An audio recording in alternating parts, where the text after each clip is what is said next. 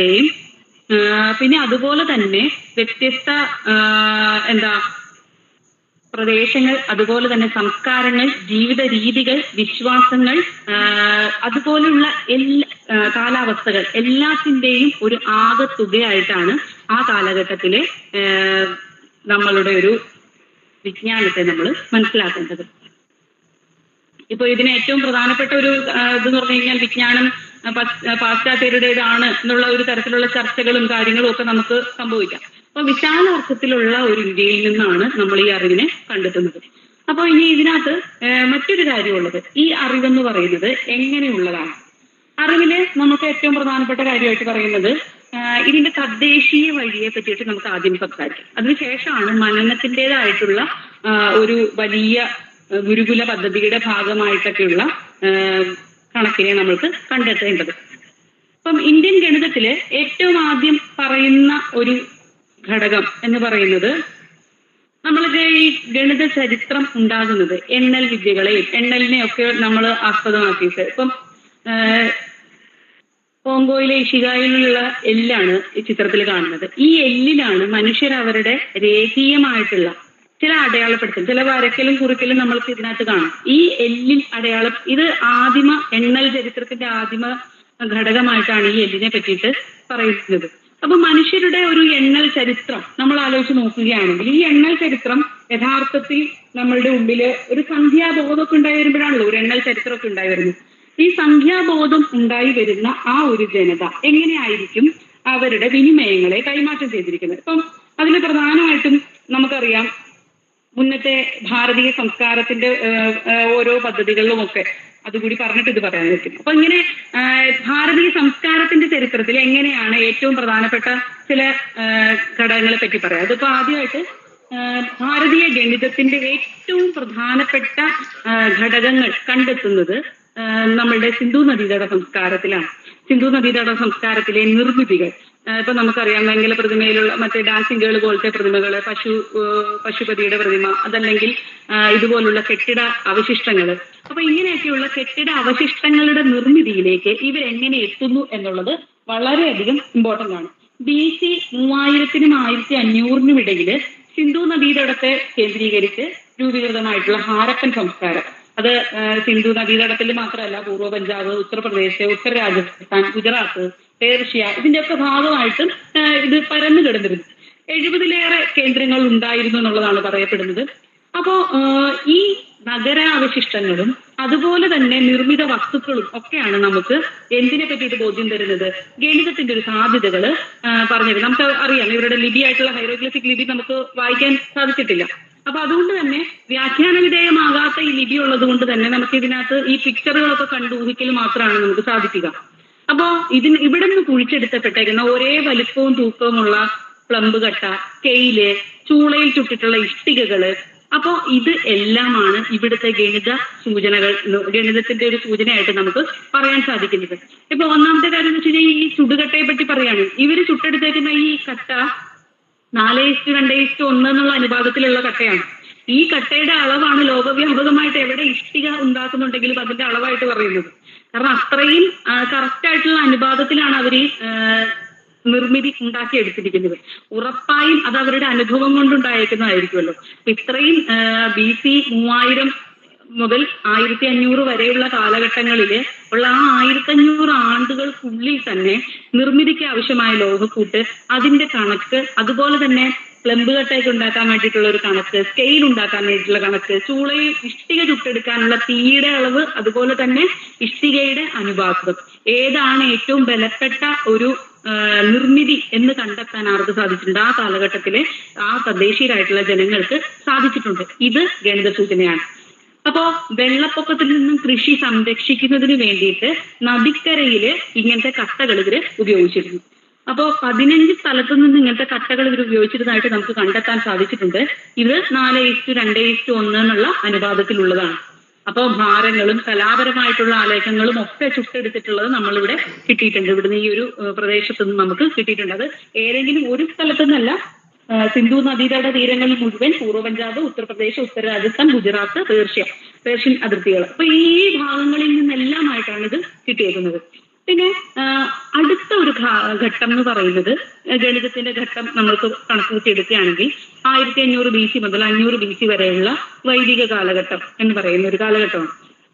അപ്പോ ഹാരപ്പൻ സാംസ്കാരിക അവശിഷ്ടങ്ങൾ ആ ഒരു അറിവും ഉള്ള ഒരു ജനതയാണ് പിന്നീട് ഒരു വൈദിക കാലഘട്ടത്തിൽ ജീവിക്കുന്നത്. അപ്പോ ഈ കാലഘട്ടത്തിൽ കൂടുതൽ ശബ്ദത്തിനെ കേന്ദ്രീകരിച്ചിട്ടായിരുന്നു കൂടുതലുള്ള ഒരു സംസ്കാര രൂപീകരണം. ഉദാഹരണത്തിന് ഇപ്പൊ പാണിനിയുടെ ഒക്കെ ഒരു ശ്രമങ്ങള്, സംസ്കൃത ഭാഷയിലാണ് വൈദിക വിജ്ഞാനം മുഴുവൻ ഈ കാലഘട്ടങ്ങളിൽ രേഖപ്പെടുന്നത്. അപ്പോ ശാസ്ത്ര പരിവർത്തനങ്ങളും കാര്യങ്ങളൊക്കെ ഈ കാലഘട്ടങ്ങളിൽ ഉണ്ടാകുന്നുണ്ട്. സംഹിതകള്, ബ്രാഹ്മണങ്ങള്, ആരണ്യങ്ങള്, ഉപനിഷത്തുകള് ഒക്കെ ഇങ്ങനെ വൈദിക സാഹിത്യം ഇങ്ങനെ 4 ഘട്ടങ്ങളിലായിട്ട് തിരിഞ്ഞു കിടക്കുകയാണ്. ഇപ്പൊ ബ്രാഹ്മണങ്ങളില് അനുബന്ധമായിട്ട് പറയുന്ന വേദാംഗങ്ങളുണ്ട്. 6 വേദാംഗങ്ങളാണ് പറയുക. ശിക്ഷ, ഉച്ചാരണ ശാസ്ത്രം, വ്യാകരണം, നിരുക്തം, പിന്നെ അതുപോലെ തന്നെ ഛന്ദസ്, ജ്യോതിശാസ്ത്രം, കൽപ്പം. ഇതിൽ ഈ ജ്യോതിശാസ്ത്രവും കൽപ്പവും ഇവ രണ്ടും ഗണിത സൂചകങ്ങളാണ്. ഇതില് ഈ കൽപ്പസൂത്രത്തിൽ നിന്നാണ് യാഗത്തിന്റെ അഗ്നിയെ സംബന്ധിച്ച് പ്രതിപാദിക്കുന്ന ശൂൽബസൂത്രങ്ങൾ എന്ന് പറയുന്ന ആ ഒരു ഭാഗമുള്ളത്. ഇത് വേദകാല ജ്യാമിതിയുടെ അടിത്തറയായിട്ടാണ് പറയുന്നത്. അതായത് പണ്ടത്തെ യാഗശാലകൾ, എങ്ങനെയാണ് യാഗശാലകൾ കെട്ടേണ്ടത്, ആ യാഗശാലയുടെ ചിത്രം എന്തായിരിക്കണം, അപ്പൊ അത് ഏത് തരത്തിൽ വരണം, അങ്ങനെയുള്ള മാതൃകകൾ നിർമ്മിക്കപ്പെടുന്നത് ഈ കാലഘട്ടത്തിലാണ്. അപ്പൊ യാഗവേദിയുടെ ആകൃതികള്, ചലനവിധികള്, ശൂൽബസൂത്രങ്ങളിലാണ് ഇതെല്ലാം ഉള്ളത്. പിന്നെ അതുപോലെ തന്നെ ഈ കാലഘട്ടത്തില് പദസംഖ്യ, ഞാൻ പറഞ്ഞു കൂടുതൽ പദങ്ങളിൽ നിന്നുള്ള ഒരു സംസ്കൃത പദങ്ങൾ അതുപോലെ തന്നെ ഉള്ള പദസംഖ്യകളൊക്കെ രൂപപ്പെടുത്തിയ ഈ കാലഘട്ടത്താണ്. ജ്യോതിശാസ്ത്രപരമായിട്ടുള്ള പ്രശ്നങ്ങൾ ഉണ്ടാകുന്നു, അംഗഗണിത ക്രിയകൾ ഉണ്ടാകുന്നു, വൈദിക ജാമിതി ഉണ്ടാകുന്നു. അപ്പോ ആപസ്തംഭൻ, കാർത്യായനൻ എന്നൊക്കെ പറയുന്ന ആളുകളാണ് ഇക്കാലഘട്ടത്തില് ശൂൽബസൂത്രങ്ങളുടെ നിർമ്മാതാക്കളായിട്ടും ഗണിതജ്ഞന്മാരായിട്ടും അറിയപ്പെടുന്ന ആൾക്കാർ. അപ്പം വേദകാലത്തില് വേദഗണിതം എന്നൊക്കെ പറഞ്ഞ വേറൊരു രീതിയിലുള്ള ഒരു നരേറ്റീവ് ഇപ്പം നടക്കുന്നുണ്ട്. അതിനെ നമുക്ക് ഇതിൽ ഉൾപ്പെടുത്തണ്ട. ഇതിൽ കൃത്യമായിട്ടുള്ളത് പദസംഖ്യകള്, ജ്യോതിശാസ്ത്ര പ്രശ്നങ്ങള്, അംഗഗണിത ക്രിയകള്, അതുപോലെ തന്നെ അത് എന്തിനു വേണ്ടിയിട്ടാണ് ഉപയോഗിക്കുന്നത്, വേദകാല ജാമിതി കൃത്യമായിട്ടും യാഗവേദികൾ കറക്റ്റായിട്ടുണ്ടാക്കാൻ, പൂജയുമായിട്ട് സംബന്ധമായിട്ടുള്ള കാര്യങ്ങൾ കൃത്യതപ്പെടുത്താൻ, കൃഷി ക്രമീകരിക്കാൻ, അങ്ങനെയുള്ള കാര്യങ്ങൾക്കൊക്കെ വേണ്ടിയിട്ടാണ് ഈ കാലഘട്ടത്തിൽ ഉപയോഗിച്ചിട്ടുള്ളത്. BC 500 മുതൽ 200 വരെയുള്ള 300 വർഷക്കാലം ജൈന ബൗദ്ധ ഗണിത കാലഘട്ടമാണ്. ഈ ജൈന ബൗദ്ധ ഗണിത കാലഘട്ടം അപ്പം ആദ്യമായിട്ട് ജൈന മതമാണ്. അപ്പൊ ജൈന മതത്തിലെ സ്ഥാനാങ്ക സൂത്രം എന്ന് പറയുന്ന ഒരു കൃതി ഉണ്ടാക്കാറുണ്ട്. അപ്പൊ ഇതില് ഗണിത ക്രിയനെ പറ്റിയിട്ട് പറയുന്നുണ്ട്. സംഖ്യാ സിദ്ധാന്തങ്ങളെ പറ്റിയിട്ട്, അംഗഗണിത ക്രിയകളെ പറ്റിയിട്ട്, ജാമിതിയെ പറ്റിയിട്ട്, ഭിന്നസംഖ്യാക്രമങ്ങളെ പറ്റിയിട്ട്, ലളിത സമവാക്യങ്ങള്, ത്രിഘാത സമവാക്യങ്ങള്, ചതുർഘാത സമവാക്യങ്ങളൊക്കെ ഉണ്ടായി വരുന്നത് ഈ കാലഘട്ടത്തിലാണ്. അപ്പോ ദ്വിപദ പ്രമേയങ്ങള്, ജ്യോതിശാസ്ത്ര സാധ്യതകൾ, ഇതൊക്കെ ആര് ഉപയോഗിക്കുന്നുണ്ട്, ജൈനർ ഉപയോഗിക്കുന്നുണ്ട്. അപ്പോ മൗര്യ സാമ്രാജ്യത്തിന്റെ ഉദയം ആണ് ഇതിനൊരു തെളിവായിട്ട് ഇക്കാലഘട്ടത്തിൽ പറയുന്നത്. ഇതിൽ പ്രധാനപ്പെട്ട ഒരു കൃതി ഇക്കാലത്ത് ഉണ്ടാകുന്നുണ്ട്. അത് ബാക്ഷാലി ഗണിതം ആണ്. അത് BC 200-നും AD 400-നും ഇടയിലുള്ള കാലഘട്ടത്തിലാണ് ഉണ്ടായിരിക്കുന്നത്. ഭാരതത്തിന്റെ വടക്ക് കുഷാൻ ഭരണവും തെക്ക് പാണ്ഡ്യഭരണവും പഞ്ചാബ് കേന്ദ്രീകരിച്ച് ബാക്ടീയ പേർഷ്യൻ ഭരണവും ഉണ്ടായിരുന്നു. ഈ കാലഘട്ടത്തിലെല്ലാം ബുദ്ധമതം കുറച്ച് സ്ട്രോങ് ആയിരുന്നു. ഈ ഗണിത ചർച്ചകളിലൊക്കെ അനുബന്ധിച്ചിട്ടാണ് ബാക്ഷാലി ഗണിത ഗ്രന്ഥം ആരംഭിക്കുന്നത്. 1881 ബാക്ഷാലിയിലെ ഒരു തകർന്ന കല്ലറയിൽ നിന്നൊക്കെയാണ് ഈ ഗണിത ഗ്രന്ഥത്തെ കിട്ടുന്നത്. അപ്പോ സംസ്കൃതത്തിന്റെ വകഭേദമായിട്ടുള്ള ശാരദാ ലിപിയിലാണ് ഇത് എഴുതിയിരുന്നത്. അപ്പോ ഇത് ക്രിസ്തുവർഷത്തിന്റെ ആരംഭത്തിൽ എപ്പോഴോ ഉണ്ടായിട്ടുള്ള ഒരു കൃതിയുടെ പകർപ്പാണ് ശരിക്കും ബാക്ഷാലിന് കിട്ടിയേക്കുന്നത്. അപ്പോ മതത്തോടോ ആത്മീയതയോടോ ബന്ധം പുലർത്താത്ത ആദ്യത്തെ കൃതി, ആദ്യത്തെ ഭാരതീയ കൃതിയായിട്ട് ബാക്ഷാലി ഗ്രന്ഥത്തെയാണ് പരിഗണിക്കുന്നത്. ഇപ്പോ ബീജഗണിതവും അംഗഗണിതവുമാണ് ഈ പുസ്തകത്തിൽ പറയുന്നത്. അപ്പൊ ഇങ്ങനെ ജാമിതിയുണ്ട്, വിസ്താരകലനം പോലത്തെ കാര്യങ്ങളൊക്കെ ഇതിനകത്ത് വരുന്നുണ്ടെങ്കിലും ഇതിന് ഏറ്റവും പ്രധാനപ്പെട്ടായിട്ട് ബീജഗണിതവും അംഗഗണിതവുമാണ് പറയുന്നത്. അപ്പോ ഈ കൃതി അങ്ങനെയാണ് നമ്മുടെ ചരിത്രത്തിൽ ഏറ്റവും പ്രധാനപ്പെട്ട ഒന്നായിട്ട് വരുന്നത്. പിന്നെ AD 400 മുതൽ 1200 വരെയുള്ള കാലഘട്ടങ്ങൾ നമ്മുടെ ഒരു ഗണിതത്തിന്റെ ക്ലാസിക്കൽ കാലഘട്ടമായിട്ടാണ്, ഇന്ത്യൻ ഗണിതത്തിന്റെ ക്ലാസിക്കൽ കാലഘട്ടമായിട്ടാണ് പറയുന്നത്. അപ്പൊ ഈ കാലഘട്ടത്തിലാണ് ഏറ്റവും പ്രധാനപ്പെട്ട ഒട്ടനവധി അറിവ് മണ്ഡലങ്ങൾ ഉണ്ടായി വരുന്നത്. അത് ഒന്ന് നമുക്ക് വ്യാകരണം അറിയാം, തർക്കം അറിയാം, തത്വചിന്ത അറിയാം, വൈദ്യം അറിയാം. അപ്പൊ ക്ലാസിക്കൽ കാലഘട്ടത്തെയാണ് ഈ ഒരു യൂറോപ്യൻ എൻലൈറ്റ്മെന്റുമായിട്ടൊക്കെ ബന്ധപ്പെടുത്തിയിട്ട് ആളുകൾ സംസാരിക്കാറുള്ളത്. അപ്പോൾ ഈ ജ്ഞാനോദയത്തെ അനുസ്മരിപ്പിക്കുന്നു എന്നുള്ളതാണ് പറയുന്നത്. പക്ഷേ ജോർജ് ഗീവർഗീസ് ജോസഫ് അദ്ദേഹത്തിന്റെ പുസ്തകത്തിൽ പാത്ത് ടു ഇൻഫിനിറ്റിയിൽ അത് കൃത്യമായിട്ട് പറയുന്നുണ്ട്. അതിനെ അനുസ്മരിപ്പിക്കുന്നു എന്നുള്ളതല്ല, അതിലും മേലെ നിൽക്കുന്നു എന്നുള്ള ഒരു ഇതാണ് അദ്ദേഹം പറഞ്ഞു വെക്കുന്നത്. അപ്പം ഈ കാലഘട്ടത്തിൽ ഗണിതത്തെ സംബന്ധിച്ചിടത്തോളം ഉണ്ടാകുന്ന പ്രത്യേകത എന്ന് പറഞ്ഞാൽ ഒട്ടനവധി പുസ്തകങ്ങൾ ഈ കാലം ഉണ്ടാകുന്നുണ്ട്. ആര്യഭടീയം, പഞ്ചസിദ്ധാന്തിക, ആര്യഭടീയ ഭാഷ്യങ്ങൾ ഉണ്ടാകുന്നു, മഹാഭാസ്കരീയം ഉണ്ടാകുന്നു, അതിന് ഭാഷ്യം ഉണ്ടാകുന്നു, പാടി ഗണിതം ഉണ്ടാകുന്നു, ഗണിതസാര സംഗ്രഹം ഉണ്ടാകുന്നു, ലീലാവതി ഉണ്ടാകുന്നു, ഗണിതത്തിലകം ഉണ്ടാകുന്നു, ബീജഗണിതം പോലുള്ള പുസ്തകങ്ങൾ ഉണ്ടാകുന്നു. അപ്പൊ ഈ പുസ്തകങ്ങളൊക്കെ നിർമ്മിക്കപ്പെട്ട ഒരു കാലഘട്ടം എന്നുള്ളതാണ് ഈ ക്ലാസിക് കാലഘട്ടം എന്നുള്ള ഈ ഗണിതത്തിന്റെ ക്ലാസിക് കാലഘട്ടം ഈ കാലത്തെ വിളിക്കാൻ കാരണം. അപ്പൊ അതിൽ പ്രധാനപ്പെട്ട സംഭാവനകൾ നൽകിയ ആളുകൾ ആരൊക്കെയാണ്? അപ്പൊ അതിൽ ആദ്യത്തെ ആള് നമുക്ക് എല്ലാവർക്കും അറിയാവുന്ന പോലെ ആര്യഭടനാണ്. അപ്പം ആര്യഭടീയം മുൻകാലത്ത് നിലനിന്നിരുന്ന ഇപ്പൊ ഇന്ത്യൻ അറിവ് നിർമ്മിതിയുടെ ഒരു അതായത് ഇത് മനന അറിവ് നിർമ്മിതി രീതിയാണ്. ഈ രീതിയുടെ ഒരു പ്രത്യേകത എന്ന് പറഞ്ഞു കഴിഞ്ഞാൽ ഇവിടെ നിലനിൽക്കുന്ന അറിവ് എഴുതുന്ന ഒരാളുടെ കുത്തകയല്ല. ഇവിടെ നിലനിൽക്കുന്ന അറിവിൽ നിന്ന് അത് ആളുകൾ ഉപയോഗിക്കുകയും അതിൽ നിന്ന് പുതിയ തരത്തിലുള്ള ചിനപ്പുകൾ ഉണ്ടാക്കുകയും ചെയ്യുന്ന ഒരു രീതിയാണ് നമ്മളിവിടെ സ്വീകരിച്ചിരിക്കുന്നത്. അപ്പൊ അതുകൊണ്ടാണ് വൈദേശികരായിട്ടുള്ള ആളുകൾ പറയുന്നത് നമ്മൾക്ക് പ്രൂഫ് ഇല്ല, ഉപപത്തി സൂക്ഷിക്കാത്ത എഴുത്താണ് നമ്മുടെ എന്നൊക്കെ പറയുന്നത്. പക്ഷെ ആര്യഭടൻ ആ കാലത്തിന് വരെ നിലനിന്നിരുന്ന അറിവുകളെ കേന്ദ്രീകരിച്ചുകൊണ്ട് ആര്യഭടീയം എന്നുള്ള ഒരു പുസ്തകം അദ്ദേഹം എഴുതുന്നു. അത് AD 499 രചിച്ചേക്കുന്നതെന്നാണ് ഒരു അനുമാനം. അതിന് തീർച്ചയായിട്ടുള്ള ഒരു കാലഗണന നമുക്ക് ഇതാണ് കിട്ടിയേക്കുന്നത്. AD 499 വളരെ ചെറിയ പുസ്തകമാണ്. 33 ശ്ലോകേ ആകെ ഉള്ളൂ. അക്ഷരസംഖ്യാ സംവിധാനം, അംഗഗണിത ക്രിയകളുടെ നിയമങ്ങള്, സരള വിഘാത സമവാക്യങ്ങള്, അത് നിർദ്ധരിക്കാനുള്ള മാർഗങ്ങള്, അങ്ങനെയൊക്കെയാണ് ത്രികോണമിതി പോലുള്ള കാര്യങ്ങളൊക്കെയാണ് ഈ പുസ്തകത്തിൽ പറയുന്നത്. അപ്പൊ ഇതിൽ ഏറ്റവും പ്രധാനപ്പെട്ട കാര്യം വൃത്തപരിധിയും വ്യാസവും തമ്മിലുള്ള അംശബന്ധത്തിന്റെ ഒരു ഏകദേശ രൂപം 3.14 എന്ന് അദ്ദേഹം പറയുന്നുണ്ട്. അപ്പോ ആര്യസിദ്ധാന്തം കൂടി ഒരു അങ്ങനെ ഒരു പുസ്തകം കൂടി അദ്ദേഹത്തിന് ഉണ്ടെന്ന് പറയുന്നുണ്ടെങ്കിലും പക്ഷെ നമുക്ക് കണ്ടുകിട്ടിയിട്ടില്ല. ഇനി ആര്യഭടന് ശേഷം 505 മുതൽ 587 വരെ വരാഹമിഹിരന്റെ കാലഘട്ടമാണ്. അപ്പൊ വരാഹമിഹിരൻ ചെയ്ത പ്രധാനപ്പെട്ട ഒരു കാര്യം എന്ന് പറഞ്ഞു കഴിഞ്ഞാല് സൂര്യ സിദ്ധാന്തത്തിന്റെ കാലപ്പഴക്കം പരിഷ്കരിക്കുകയാണ് അദ്ദേഹം ചെയ്തത്. അപ്പൊ നമുക്കറിയാലോ, ഭൂമിയിൽ നിന്ന് മറ്റ് ഗ്രഹങ്ങളെ കണ്ടെത്താനോ മറ്റ് ഗ്രഹങ്ങളിലേക്കുള്ള ഒരു അന്വേഷണത്തിനോ ആദ്യം ഉപയോഗിച്ചുകൊണ്ടിരുന്ന സിദ്ധാന്തമാണ് സൂര്യ സിദ്ധാന്തം. അതിന്റെ സെന്റർ സൂര്യനായിരുന്നു.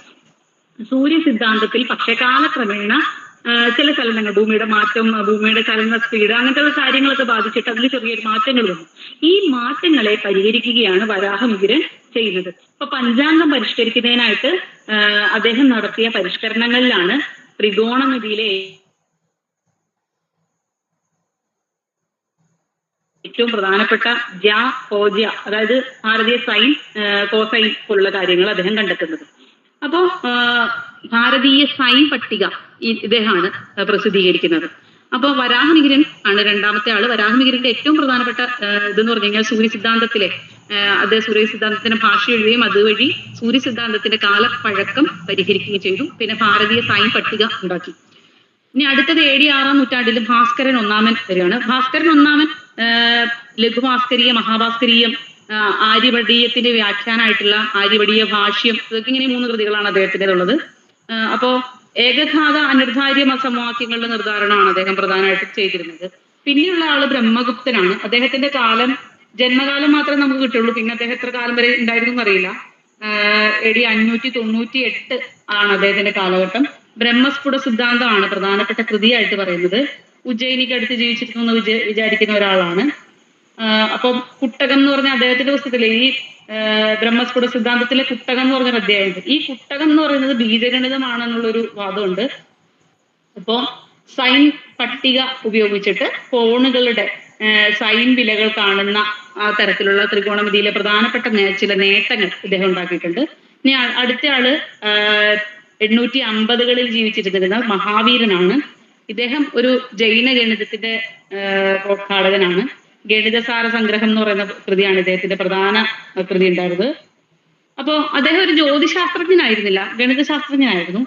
അപ്പോ മൈസൂര് കേന്ദ്രീകരിച്ചിട്ടാണ് പ്രവർത്തിച്ചിരുന്നതെന്നാണ് പറയുന്നത്. ഭിന്നസംഖ്യകളുടെ ക്രിയകള്, പിന്നെ അതിന്റെയൊക്കെ ക്രമജയവും സഞ്ചയവും സംബന്ധിച്ച് ഗണിത രീതികളുടെ ചിട്ട,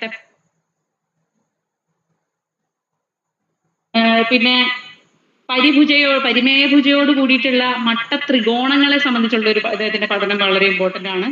അപ്പോൾ ഈ ഗണിതസാര സംഗ്രഹം ദക്ഷിണ ഭാരതത്തില് വൻതോതിൽ ഉപയോഗിച്ചിരുന്നു. അപ്പോൾ ഇത് വളരെ ഇമ്പോർട്ടന്റ് ആണ്. മഹാവീരന്റെ ഗണിതസാര സംഗ്രഹം നമ്മുടെ തെക്കേ ഇന്ത്യയുടെ ഒരു സംസ്കാരത്തിന്റെ കൂടി ഭാഗമായിരുന്നു. 9-10 നൂറ്റാണ്ടില് ത്രിശിതിക, പാടിഗണിതം മുതലായവയുടെ കർത്താവായിട്ടുള്ള ശ്രീധരാചാര്യന്റെ കാലഘട്ടമാണ്. അംഗഗണിതം, വിസ്താരകലനം സംബന്ധിച്ചിട്ടുള്ള അങ്ങനെയുള്ള കാര്യങ്ങൾ പറയുന്ന ഒരു പുസ്തകമാണ് പാടിഗണിതം എന്ന് പറയുന്നത്. വർഗമൂലം, ഘനമൂലം, ഭിന്നസംഖ്യകള്, പൂജ്യം കൊണ്ടുള്ള ക്രിയകള്, ഇതൊക്കെ പാടിഗണിതത്തിൽ വരുന്നുണ്ട്. സമാന്തര ശ്രേണികളെ പറ്റിയിട്ടും ഗുണോത്തര ശ്രേണികളെ പറ്റിയിട്ടും ഒക്കെയുള്ള ചർച്ചകളിൽ ഏറ്റവും കൂടുതൽ സഹായിക്കുന്ന ഇദ്ദേഹത്തിന്റെ കൃതികളാണ്. പിന്നെ അടുത്ത ആള് 9-ാം നൂറ്റാണ്ടിൽ ജീവിച്ചിരുന്ന ആര്യഭടൻ രണ്ടാമനാണ്. അപ്പൊ ഈ ആര്യഭടൻ രണ്ടാമന്റെ കാലഘട്ടത്തോട് കൂടിയിട്ട് ഇദ്ദേഹം ഈ കുട്ടകം എന്നുള്ള ആ ഒരു ഇതിലുള്ള, അതായത് നമ്മുടെ ബ്രഹ്മസ്ഫുട സിദ്ധാന്തത്തിൽ വരുന്ന കുട്ടകത്തെ കൂടുതൽ ചർച്ച ചെയ്യുകയും മഹാസിദ്ധാന്തം എന്ന് പറയുന്ന ഒരു പുസ്തകം എഴുതുകയും ഒക്കെ ചെയ്തു. ഇനി അടുത്തയാള് ഭാസ്കരൻ രണ്ടാമൻ, 11-ാം ശതകത്തില് ഉള്ള ആളാണ്. ഇദ്ദേഹത്തെ പറ്റിയിട്ട് കുറച്ചുകൂടി നമുക്കൊരു അറിവുണ്ടാവും. ലീലാവതി പോലുള്ള കൃതികൾ എഴുതിയേക്കുന്ന ആളാണ്. ബീജഗണിതം, ലീലാവതി, സിദ്ധാന്ത ശിരോമണി പോലുള്ള കൃതികൾ എഴുതിയേക്കുന്ന ആളാണ്.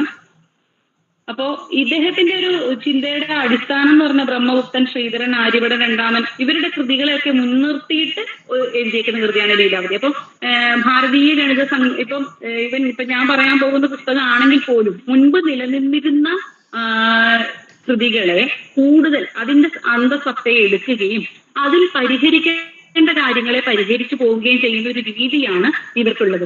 അപ്പം ഇത് ഇന്നയാളുടെ സംഭാവന, ഇന്നത് എന്ന് നമ്മൾക്ക് ഇങ്ങനെ ഒരു ആളുടെ പേരിൽ അങ്ങനെ പറയാൻ നമുക്ക് സാധിക്കത്തില്ല. ലീലാവതിയിൽ നിങ്ങൾ അന്വേഷിക്കുകയാണെങ്കിൽ ബ്രഹ്മസ്ഫുട സിദ്ധാന്തത്തിന്റെ ബാക്കി, പാടിഗണിതത്തിന്റെ ബാക്കിയോ അങ്ങനെയുള്ള കാര്യങ്ങളൊക്കെ കണ്ടെത്താൻ സാധിക്കും. കാരണം നമ്മളുടെ ഒരു രീതി ഒരു ഗുരുകുല പദ്ധതിയാണ്. ഗുരുവിന് അറിയുന്ന കാര്യങ്ങൾ അതുപോലെ തന്നെ പിന്നെ വരുന്ന ആളുകളിലേക്ക് പടരുകയാണ്. അപ്പൊ അത് അവരുടേതും കൂടി അറിവാകുന്നുള്ളൂ. ഒരു ജനസഞ്ചയത്തിന്റെ അറിവ്, ഒരു വ്യക്തിയുടെ അറിവല്ല, ഒരു സമൂഹത്തിന്റെ അറിവ്. അത് അങ്ങനെ തന്നെയാണ് കൈമാറ്റം ചെയ്യപ്പെടുന്നത്. അടുത്തയാള് നാരായണ പണ്ഡിതനാണ്. 14-ാം നൂറ്റാണ്ടിൽ ജീവിച്ചിരുന്നു എന്ന് പറയപ്പെടുന്ന നാരായണ പണ്ഡിതനാണ്. അദ്ദേഹത്തിന്റെ ഒരു ഫിറോഷായുടെ കാലഘട്ടത്തിൽ ജീവിച്ചിരുന്നു എന്നുള്ളതാണ്.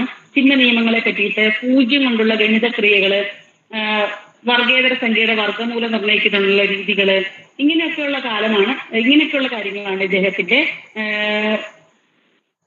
ഗണിത കൗമുദി എന്ന് പറഞ്ഞിട്ടുള്ള പുസ്തകം, ബീജഗണിത പാഠാംശം എന്ന് പറഞ്ഞ പുസ്തകം, ഇങ്ങനെ ഈ 2 പുസ്തകത്തിലൂടെ അദ്ദേഹം ചെയ്തു.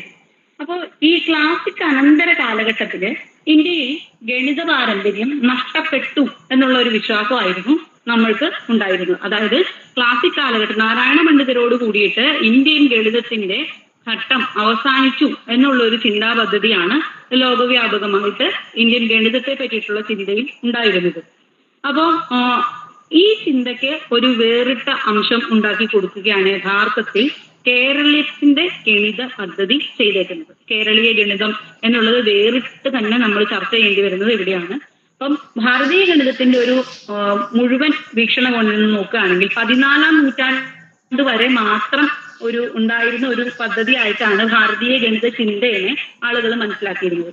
പക്ഷെ അതിനൊരു അപവാദമായിട്ട് അതിനൊരു കുറച്ചുകൂടി കേരളീയ പദ്ധതി എന്താണെന്നുള്ളത്, അതായത് തിരിച്ചറിയുകയാണ് ഈ കാര്യത്തിൽ നമ്മൾ ചെയ്യേണ്ടത്.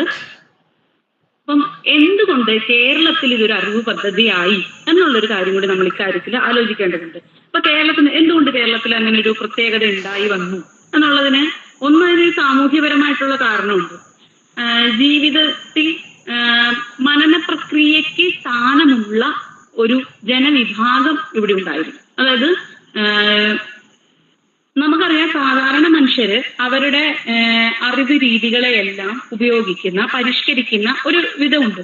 ആ വിധത്തിന് സാധാരണ ഇപ്പൊ ഒരു കൃഷിക്കാരനെ സംബന്ധിച്ചിടത്തോളം അയാളുടെ ഒരു ഉപകരണം, അയാൾ ഉപയോഗിച്ചുകൊണ്ടിരുന്ന ഒരു ഉപകരണം കേടായി, അയാളെ കൊണ്ടാവുന്ന വിധത്തിൽ അയാളെ നന്നാക്കുമല്ലോ. ഇതുപോലെ തന്നെ അറിവ് കൈമാറ്റം ചെയ്യുന്ന ഇടങ്ങളിൽ ആളുകൾ ഇതിനെ ക്രമപ്പെടുത്താനും പരിഷ്കരിക്കാനും ശ്രമിച്ചിട്ടുണ്ട്. അപ്പൊ കേരളത്തിന്റെ അറിവ് 2 രീതിയിലാണ് ഈ അറിവ് ഇടം എന്നുള്ള നിലത്തിൽ കേരളത്തിനെ നമ്മൾ മനസ്സിലാക്കേണ്ടത്. ഒന്ന്, മനന പദ്ധതികൾക്ക്, അതായത് ഒരു കാര്യം മനസ്സിലാക്കുക, അതിനെ വായിക്കുക, പഠിക്കുക, മനസ്സിലാക്കുക, കൂടുതൽ പരിഷ്കരിക്കുക, ഇങ്ങനെ ജീവിക്കാൻ സാധിക്കുന്ന ഒരു അപ്പർ ക്ലാസ്സും, എന്നാൽ സ്വന്തം ജീവിത പരിസരം കൂടുതൽ കൂടുതൽ അവനവന്റെ ജീവിതത്തിന് ആവശ്യമായ നിർമ്മിതികളിൽ ഏർപ്പെടാൻ നിർബന്ധിതരാവുകയോ സാധിക്കുകയോ ചെയ്തിരുന്ന ഒരു സാധാരണ വിഭാഗവും ഇവിടെ ഉണ്ടായിരുന്നു. ക്രയവിക്രയങ്ങൾ ഉണ്ടായിരുന്നു. അപ്പൊ അതുകൊണ്ടൊക്കെ തന്നെ ഏറ്റവും അടിസ്ഥാനപരമായിട്ട് ഇവിടെ എല്ലാ ജനപദങ്ങളെ പോലെയും നമ്മളുടെ ഇടയിലും ഈ ഒരു അറിവ് പദ്ധതി ഉണ്ടാക്കിക്കൊണ്ടേയിരുന്നു. ഈ ഉണ്ടാക്കിക്കൊണ്ടുവരുന്ന അറിവ് പദ്ധതിക്ക് ശരിക്കും പറഞ്ഞാൽ മനനവുമായിട്ടൊരു ബന്ധം സ്ഥാപിക്കുകയും ആ ബന്ധത്തിലൂടെയാണ് കേരളത്തിന്റെ ഗണിത പദ്ധതി ഏറ്റവും കൂടുതൽ വളരുകയും ചെയ്തത്. ഇപ്പോ അത് നമ്മൾ കുറച്ചുകൂടി ഇപ്പൊ കേരളത്തിന്റെ ഒരു ഗണിത വഴികളെ പറ്റിയിട്ട് നമ്മൾ ആലോചിക്കുകയാണെങ്കിൽ വ്യാപാരം, വിളവിനിമയം, ലോഹം, വൈദ്യം, സ്ഥലം, സമയം, ദൂരം, ദ്രവ്യം, ഇങ്ങനെയൊക്കെ നാനാതരമായിട്ടുള്ള ഇടപെടല് എന്തുണ്ടായിട്ടുണ്ട്, ഈ അറിവ് പദ്ധതി ഉണ്ടായിട്ടുണ്ട്. ഇപ്പൊ കേരളത്തിന്റെ ഏറ്റവും അടിത്തറ എന്ന് പറഞ്ഞു കഴിഞ്ഞാല് കൃഷിയായിട്ട് ബന്ധപ്പെട്ട കാര്യങ്ങളുടെ അടിത്തറ ജ്യോതിശാസ്ത്രം ഒരു മാർഗമായിട്ട് ഉപയോഗിക്കുന്ന ഈ കാലഘട്ടത്തില് കാലാവസ്ഥാ പ്രവചനം വളരെ ഇമ്പോർട്ടന്റ് ആയിരുന്നു. അപ്പൊ കാലാവസ്ഥാ പ്രവചനം കൃത്യമാകുന്നത് നമുക്കറിയാം.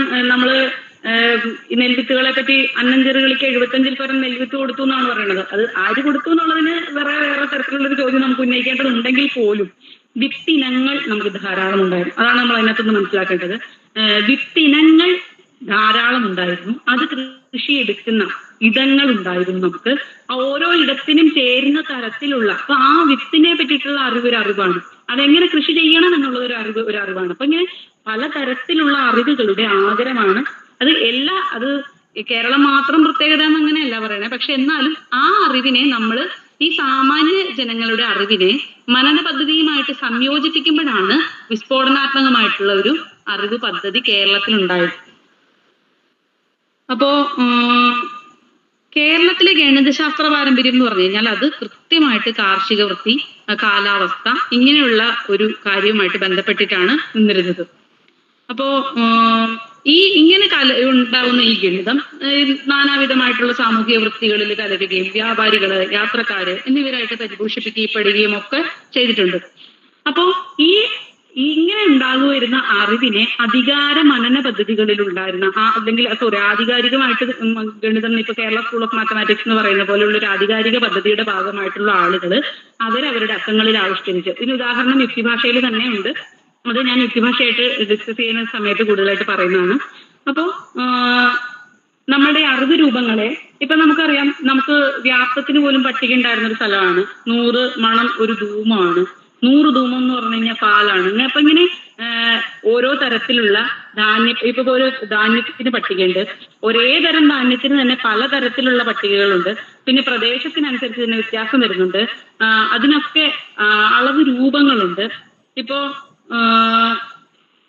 ധാന്യപ്പട്ടിക പറയുകയാണെങ്കിൽ നമുക്കറിയാം 8 ചെറുനാഴി എന്ന് പറഞ്ഞ ഒരു കുറുണിയാണ്, 2 കുറുണി ഒരു പതക്കാണ്, 2 പതക്കം ഒരു തുണിയാണ്, ഒരു തുണി ഒരു കലമാണ്. ഇപ്പൊ നമ്മളിപ്പോ കലം, കുടം എന്നൊക്കെ പറയുന്ന പറ എന്നൊക്കെ പറയുന്നത് നമുക്കൊരു അളവ് നിർമ്മിതിയായിട്ടാണ് നമ്മൾ മനസ്സിലാക്കുന്നത്. പക്ഷെ അതൊരു അളവ് രൂപമായിട്ടാണ് നമ്മുടെ സമൂഹത്തിൽ നിലനിന്നിരുന്നത്. ഇപ്പൊ 10 ഇടങ്ങൾ ചേർന്നതിനെയാണ് ഒരു പറ എന്ന് പറയുന്നത്, അല്ലെങ്കിൽ 2 പതല് ചേർന്നതിനെയാണ് ഒരു തുണി എന്ന് പറയുന്നത്. അപ്പോ 3 തുണി ചേർന്നാണ് ഒരു കലം. അപ്പൊ ഇങ്ങനെ പ്രാദേശിക വ്യത്യാസം അനുസരിച്ച് ഇപ്പൊ ഒരേ അളവ്, ഇപ്പൊ കേരളത്തില് അങ്ങ് വടക്ക് മുതൽ തെക്ക് വരെയുള്ള എല്ലാ സ്ഥലങ്ങളിലും ഒരേ അളവല്ല ഉപയോഗിച്ചുകൊണ്ടിരുന്നത്. പ്രദേശത്തിനനുസരിച്ച്, സാധനങ്ങൾക്കനുസരിച്ച് ഇത് മാറിക്കൊണ്ടിരിക്കും. അതായത് നെല്ല് അളക്കുന്ന അതേ രീതിയിലുള്ള അല്ല കുന്നിക്കുരു അളക്കുന്നത്, അതേ രീതിയിലല്ല ജീരകം അളക്കുന്നത്, അതേ രീതിയിലല്ല കടുക് അളക്കുന്നത്. അപ്പൊ ഇങ്ങനെ ഇനി സ്വർണത്തിനൊരു പട്ടിക, മരുന്നിനൊരു, ഇപ്പൊ നമുക്ക് കഴഞ്ചെന്നൊക്കെ കേട്ടിട്ടുണ്ടല്ലോ, അത് ഔഷധമായിട്ട് ബന്ധപ്പെട്ടതാണ്. എന്നാൽ ഇതുപോലെ തന്നെ പണത്തൂക്കം, കുന്നി എന്നൊക്കെ പറയുന്നത് ലോഹവുമായിട്ട് ബന്ധപ്പെട്ടതാണ്. പിന്നെ നാണയ പട്ടികകളുണ്ട്. 2 വീശം ചേർന്ന ഒരു റേസ് ആണ്. 10 പൈസ എന്ന് പറഞ്ഞു കഴിഞ്ഞാൽ അത് ഒരു പണം അല്ലെങ്കിൽ ഒരു വെള്ളിയാണ്. അപ്പൊ ഇങ്ങനെ ആണിക്കൊത്ത്, അതായത് സ്വർണത്തിലിടുന്ന ദ്വാരത്തിന് വരെ കണക്കുണ്ട്. ഒരു 10 മാറ്റിന് ആണിക്കൊത്തില്ല, പക്ഷെ 9.25 മാറ്റിന് ഒരു കൊത്തുണ്ട്. ഇങ്ങനെ ഇത് കുറഞ്ഞു വരും. 9.5 വരുമ്പോ 2 കൊത്ത്, 9.25 വരുമ്പോ 3 കൊത്ത്, 9 മാറ്റ് വരുമ്പോ 4 കൊത്ത്. അപ്പൊ ഇങ്ങനെ ഓരോ ജീവിതത്തിന് ഏത് തൊഴിൽ മേഖലയിൽ ഏർപ്പെട്ട ആളാണെങ്കിലും അയാളുടെ ജീവിതവുമായിട്ട് ബന്ധപ്പെട്ട ഇടങ്ങളിലെ കണക്കുകൾ കേരളത്തിൽ അങ്ങനെ കൃത്യമായിട്ട്, നമുക്കിങ്ങനെ ഈ ജാതി ഗ്രാമങ്ങളൊക്കെ ഇല്ലാത്തതുകൊണ്ടായിരിക്കും അതൊരു പരിധി വരെ. അപ്പം മരത്തിന് കണക്കുണ്ട്. അപ്പൊ നമ്മുടെ ഇടയിൽ തന്നെ ദീപ മരത്തെ പറ്റിയിട്ടാണല്ലോ പഠിച്ചത്, നമുക്കറിയാം. അപ്പൊ അതിനകത്ത് 8 ദോര എന്ന് പറയുന്നത് ഒരു വിരലാണ്, 24 വിരൽ എന്ന് പറയുന്ന ഒരു ആശാരിക്കോലാണ്. അപ്പൊ അങ്ങനെ ഈ പലതരത്തിലുള്ള മരത്തിന്റെ കണക്ക്, ഇനി ഒരു മരം മുറിക്കാത്ത കണക്കുണ്ട്, മുറിച്ച കണക്കുണ്ട്. ഇപ്പൊ ഒരു മരം മുഴുവനായിട്ട് കണക്ക് പറയുന്നത് എങ്ങനെയാണ്? അതൊക്കെ കറക്റ്റായിട്ട് 8 നെന്മണിയാണെങ്കിൽ ഒരു തോരയായിട്ട് കണക്കാക്കും. ഇനി മരക്കണ്ടിയുടെ നീളം എങ്ങനെ കണ്ടുപിടിക്കും? കോൽ ഇൻറ്റു വീതി, വീതി ഇൻറ്റു കനം, വിരൽ ഇൻറ്റു എണ്ണം, ഇങ്ങനെയൊക്കെയാണ് ഇത് കണ്ടെത്തുക. അപ്പൊ പണ്ട് സാധാരണ രീതി ഇപ്പൊ പാക്ക് കണക്കൊക്കെ നോക്കുന്ന ആൾക്കാരാണെങ്കിൽ വെറുതെ എണ്ണീട്ടല്ല കണക്ക് പറയുക, മരത്തേന്ന് നിൽക്കുന്ന പാക്കിന്റെ കണക്കാണ് പറയുക. അടയ്ക്ക, അപ്പൊ എത്ര അടയ്ക്ക ഉണ്ടാവും ഇതിനകത്ത്, ആ അടയ്ക്ക വെച്ചിട്ട് അങ്ങനെ ഒരു ഇവരുടെ ഈ ഊഹ കണക്കാണ് ശരിക്കും കച്ചവടം. അപ്പൊ ഇങ്ങനെ കച്ചവടത്തിനുള്ളിൽ ഇപ്പൊ ദ്രവ്യപട്ടികയുണ്ട്, എണ്ണ, പാല്, നെയ്യ് മുതലായവ കണ്ടെത്താനുള്ളത്. അപ്പൊ അങ്ങനെയുള്ള എല്ലാ തരത്തിലുള്ള ഇനി കാലവും സമയവും കണ്ടെത്താൻ വൈദ്യപട്ടിക മാത്രമല്ല, സമയപട്ടികയുണ്ട്. ഇപ്പൊ 6 വീർപ്പിനെ നമ്മൾ ഒരു വിനാഴിക എന്ന് പറയും, 60 വിനാഴിക ഒരു നാഴിക എന്ന് പറയും. ഇനി സ്ഥലത്തിനനുസരിച്ച് പലതരത്തിലുള്ള മൂല്യങ്ങളിൽ മാറ്റം വരും. ഇപ്പൊ കോഴിക്കോട് ഒരു കോലെന്ന് പറഞ്ഞു കഴിഞ്ഞാൽ ഇപ്പൊ ഒരു കോല് ഒരു ഫലമാണ്, അത് 250 പണത്തൂക്കമാണ്. ഇനി ചാലിയത്തെത്തുമ്പോൾ അത് 280 പണത്തൂക്കമായിട്ട് മാറും. ഇനി പാലയൂരെത്തുമ്പോഴത്തേക്കും അത് 215 പണത്തൂക്കമായിട്ട് മാറും. അപ്പൊ ഇങ്ങനെ സ്ഥലം മാറുന്നതിനനുസരിച്ചിട്ടും നമ്മുടെ അറിവുകളിൽ വൻതോതിലുള്ള മാറ്റങ്ങൾ ഉണ്ടായിക്കൊണ്ടിരുന്നു. അപ്പൊ ഇങ്ങനെ പൊതുസമൂഹത്തിൽ ഇടപെടുന്ന ആളുകളുമായിട്ട് ബന്ധപ്പെടുത്തി അറിവിന് പലതരത്തിലുള്ള വിനിമയങ്ങൾ ഉണ്ടായി വന്നതാണ് യഥാർത്ഥത്തിൽ നമ്മളുടെ കേരളീയ അറിവിനെ ഏറ്റവും അധികം പ്രോത്സാഹിപ്പിച്ച്, അതല്ലെങ്കിൽ അത് ഒരു മനന പദ്ധതിയെ ഏറ്റവും അധികം സപ്പോർട്ടീവ് ആവാൻ കാരണം ഉണ്ടായി വന്നതെന്നും നമുക്ക് മനസ്സിലാക്കാം. ഇനി നമ്മൾക്ക് സംഖ്യകളെ പറ്റിയിട്ട് പറയുകയാണെങ്കിൽ കേരളത്തിലെ സംഖ്യകള് ഏറ്റവും പ്രധാനപ്പെട്ട സംഖ്യകള് നമുക്ക് 1 എടുക്കുകയാണെങ്കിൽ 1 മുതൽ ഇപ്പൊ 10⁻17 വരെയുള്ള സംഖ്യകള് 1, 10, 100, 1000, 10000, 100000 അങ്ങനെ കൂട്ടി പോയിട്ട് വെള്ളം വരെ എത്തുന്ന തരത്തിലുള്ള വലിയ അളവുകളിലേക്ക് 10⁻17 വരെയുള്ള സംഖ്യ അളവ് നമുക്കുണ്ട്. ഇതുപോലെ തന്നെ 1ലേക്ക് എത്താനുള്ള 17 പടികളും നമുക്കുണ്ട്. ഇപ്പൊ 51 ചതുരണം ഒരു തലവരവാണ്, ഇത് എണ്ണമാണ്, താഴോട്ട് എണ്ണി വരും. 21 തലവരവ് ഒരു തിമിരിമയാണ്, 22 തിമിരിമ ഒരു അണുവാണ്, 21 അണു ഒരു ഇമിയാണ്, 21 ഇമി ഒരു കീഴ്മുന്തിരികയാണ്, 4 കീഴ്മുന്തിരിക ചേർന്ന് ഒരു കീഴ്ക്കാണിയാവും, ഈ 4 കീഴ്ക്കാണി ചേർന്നിട്ട് ഒരു കീഴ്മാവാകും, 5 കീഴ്മാവ് ചേർന്ന് ഒരു കീഴ്ക്കാലാവും, 4 കീഴ്ക്കാല് ചേർന്ന് ഒരു മേൽമുന്തിരികയാവും, 4 മേൽമുന്തിരിക ചേർന്ന് ഒരു കാണിയാവും, 4 കാണി ഒരു മാവാകും, 20 മാവ് 1ലേക്ക് എത്തും.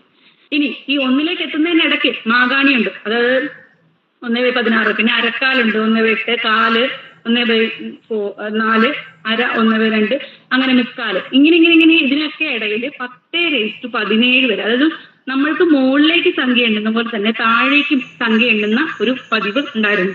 ഇപ്പോ എന്റെ അപ്പൂപ്പൻ പണ്ടൊരിക്കലും എന്നോടൊരു ചോദ്യം ചോദിച്ചെന്നെ ഭയങ്കരമായിട്ട് കുഴപ്പിച്ചിട്ടുണ്ട്.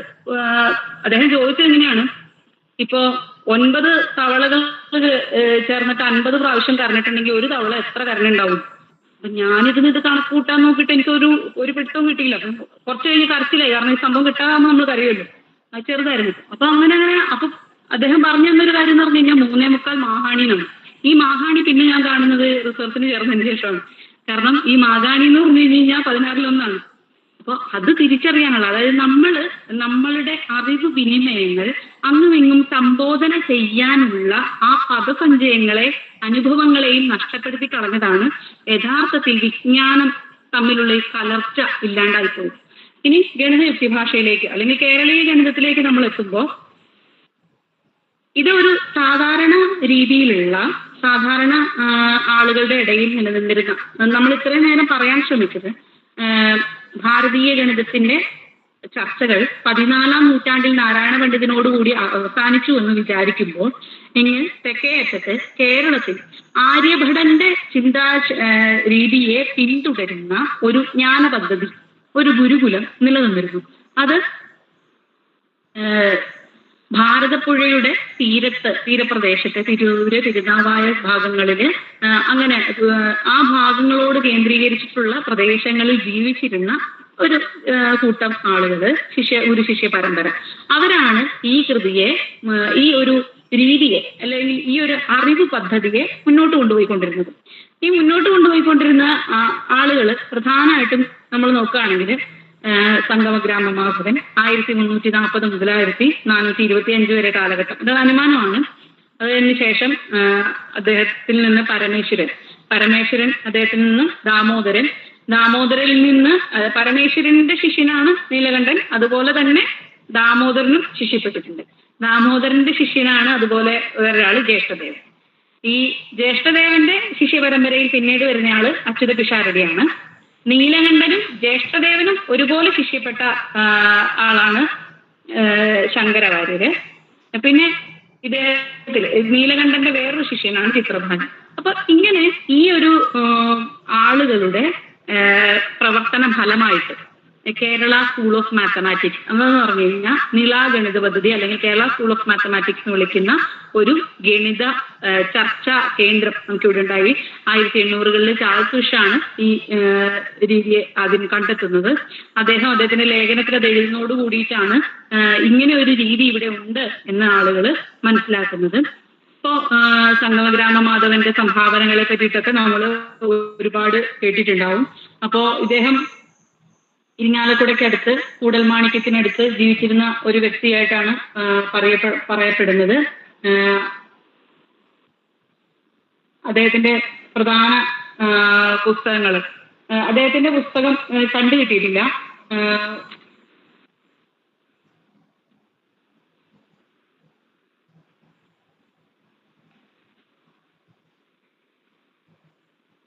അപ്പോ വേണുരഹം, സ്ഫുടചന്ദ്രാപ്തി എന്നിവയാണ് അദ്ദേഹത്തിന്റെ കൃതികളായിട്ട് പറയപ്പെടുന്നത്. അപ്പോ അതായത് ചന്ദ്രവാക്യങ്ങളുടെ പുനഃസംസ്കരണം നടത്തി 36 മിനിറ്റിലും സെക്കൻഡുകളുടെ കൃത്യതയോടെ ചന്ദ്രസ്ഫുടനയനം സാധ്യമാക്കിയ ആളെന്നാണ് അദ്ദേഹത്തിന് ഉള്ള ഏറ്റവും പ്രധാനപ്പെട്ട പേര്. അപ്പോ മാധവന്റെ ശ്ലോകങ്ങൾ ഉദ്ധരിച്ചുകൊണ്ടാണ് ഇദ്ദേഹത്തിന്റെ ശിഷ്യ പരമ്പര പിന്നീട് അവരുടെ കൃതികളിൽ പലതിലും എടുത്തു പറഞ്ഞേക്കുന്നത്. ഇപ്പൊ ഉദാഹരണത്തിന് നീലകണ്ഠ സോമയാജി അദ്ദേഹത്തിന്റെ പുസ്തകത്തിൽ പറഞ്ഞിട്ടുണ്ട്, ജ്യേഷ്ഠദേവൻ പറഞ്ഞിട്ടുണ്ട്. അപ്പൊ അങ്ങനെയുള്ള ഈ പിന്നീട് വന്ന ഫോളോവേഴ്സിൽ നിന്നാണ് മാധവന്റെ കൃതിയെ പറ്റിയിട്ടുള്ള ഒരു ഊഹം നമുക്ക് കിട്ടിയിട്ടുള്ളത്. അപ്പം ഈ മാധവന്റെ ശിഷ്യനാണ് വടശ്ശേരി പരമേശ്വരൻ. ഇദ്ദേഹത്തിന്റെ സ്വദേശം ആലത്തിയൂരാണ്. കോളദീപികയും മുഹൂർത്തരത്നവും പിന്നെ ആര്യവടീയം, മഹാഭാസ്കരീയം, ലഘുഭാസ്കരീയം, സൂര്യ സിദ്ധാന്തം, ലഘുമാനസം, ലീലാവതി, ദൃഗണിതം ഇങ്ങനെയുള്ള ഒരുപാട് കൃതികൾക്കൊക്കെ ഇദ്ദേഹം ഭാഷ്യം ഉണ്ടാക്കിയിട്ടുണ്ട്. അപ്പൊ അതുകൊണ്ട് തന്നെ മുന്നുണ്ടായിരുന്ന അറിവുകളെ പിൽക്കാലത്തേക്ക് പകർന്ന ഏറ്റവും പ്രധാനപ്പെട്ട ആളുകളിൽ ഒരാളാണ് വടശ്ശേരി പരമേശ്വരൻ. പിന്നെ അടുത്ത ആള് നീലകണ്ഠ സോമയാജിയാണ്. ദാമോദരന്റെ പ്രധാനപ്പെട്ട കൃതികളെ നമുക്ക് വലുതായിട്ടൊന്നും കിട്ടിയിട്ടില്ല. ഇത് ജ്യേഷ്ഠദേവന്റെയും നീലകണ്ഠന്റെയും വർക്കുകളിൽ നിന്നാണ് നമ്മൾ അത് ഊഹിക്കുന്നത്. നീലകണ്ഠ സോമയാജിയുടെ ഏറ്റവും പ്രധാനപ്പെട്ട കൃതികളിലൊന്ന് ആര്യഭടീയ ഭാഷ്യമാണ്. പിന്നെ അത് അടുത്ത ഏറ്റവും നമ്മുടെ കേരള സ്കൂൾ ഓഫ് മാത്തമാറ്റിക്സിലെ ഏറ്റവും പ്രധാനപ്പെട്ട പുസ്തകമായിട്ടുള്ള തന്ത്രസംഗ്രഹം ഇദ്ദേഹത്തിൻ്റെതാണ്. ഗോളസാര ഇദ്ദേഹത്തിന്റെ കൃതിയാണ്. അപ്പോ നിഴലുകളുടെ പഠനം, ഗ്രഹം ഗതി നിർണ്ണയിക്കുന്നതിലെ സൂര്യചന്ദ്ര സംബന്ധിയായിട്ടുള്ള വിവരങ്ങൾ, ഇതിലെല്ലാം ശ്രദ്ധ പതിപ്പിച്ചിട്ടുള്ള ഒരാളാണ് ഇദ്ദേഹം എന്നാണ് പറയുന്നത്. ഇപ്പൊ നമ്മൾക്ക് ഇപ്പൊ എഴുത്തച്ഛൻ നീലകണ്ഠന്റെ ശിഷ്യനായിരുന്നു എന്നുള്ളൊരു വാദമുണ്ട്. അൻപേണം എന്നനുസരിച്ച് ശ്രീ നീലകണ്ഠ ഗുരു എന്ന് പറയുന്നതിൽ ആ നീലകണ്ഠ ഗുരു ഈ നീലകണ്ഠ സോമയാജിയാണ് എന്നുള്ളൊരു ഊഹമൊക്കെ നടക്കുന്നുണ്ട്. തെളിവില്ല നമുക്ക്. അപ്പോ ഇങ്ങനെയുള്ള നീലകണ്ഠന്റെ ശിഷ്യരിൽ പ്രധാനമായിട്ടുള്ള ചിത്രഭാനു. ഈ ചിത്രഭാനു ചൊവ്വരയ്ക്കടുത്താണ് താമസിച്ചിരുന്നത് പറയുന്നു. കരണാമൃതം എന്ന് പറയുന്ന പുസ്തകമാണ് ഇദ്ദേഹത്തിന്റെ പ്രധാനമായിട്ടുള്ളത്. അപ്പോ ഇങ്ങനെ ഇതിനിടയിൽ നീലകണ്ഠന്റെ ശിഷ്യ പരമ്പരയ്ക്കിടയിൽ വിട്ടുപോയ ഒരാളാണ് ജ്യേഷ്ഠദേവൻ ദാമോദരന്റെ ശിഷ്യനാണ്. അതുപോലെ തന്നെ ഈ ഗുരുകുലത്തിലെ മാധവൻ, പരമേശ്വരൻ, ദാമോദരൻ, അതുപോലെ തന്നെ നീലകണ്ഠൻ, ജ്യേഷ്ഠദേവൻ. ഈ ജ്യേഷ്ഠദേവന്റെ കൃതിയായിട്ട് അറിയപ്പെടുന്നതാണ് ഗണിതയുക്തി ഭാഷ എന്ന് പറയുന്ന പുസ്തകം. കേരള സ്കൂൾ ഓഫ് മാത്തമാറ്റിക്സിൽ 4 പുസ്തകങ്ങളാണ് ഉണ്ടായിരിക്കുന്നത്. അതില് ഏറ്റവും പ്രധാനപ്പെട്ടത് തന്ത്രസംഗ്രഹം, കരണപദ്ധതി, സദ്രത്നമാല, കൈക്കുള്ളങ്ങനെ ശങ്കരവാര്യരാണ് സദ്രത്നമാല എഴുതിയിരിക്കുന്നത്. ഇതിനു ശേഷം വന്നിരിക്കുന്ന പുസ്തകം യുക്തിഭാഷയാണ്. യുക്തിഭാഷ മാത്രമാണ് മലയാളത്തിലുള്ളത്. ബാക്കി മലയാളം എന്ന് പറഞ്ഞു കഴിഞ്ഞാൽ ഇന്നത്തെ മലയാളമല്ല, അന്നത്തെ മലയാളത്തിൽ രചിച്ചേക്കണ പുസ്തകം ജ്യേഷ്ഠദേവന്റെ ഗണിത യുക്തിഭാഷ മാത്രമാണ്. നീലകണ്ഠ സോമയാജിയുടെ തന്ത്രസംഗ്രഹം, പിന്നെ ഇവിടുന്ന് അച്യുത പിഷാരടിയുടെ കരണപദ്ധതിയുണ്ട്.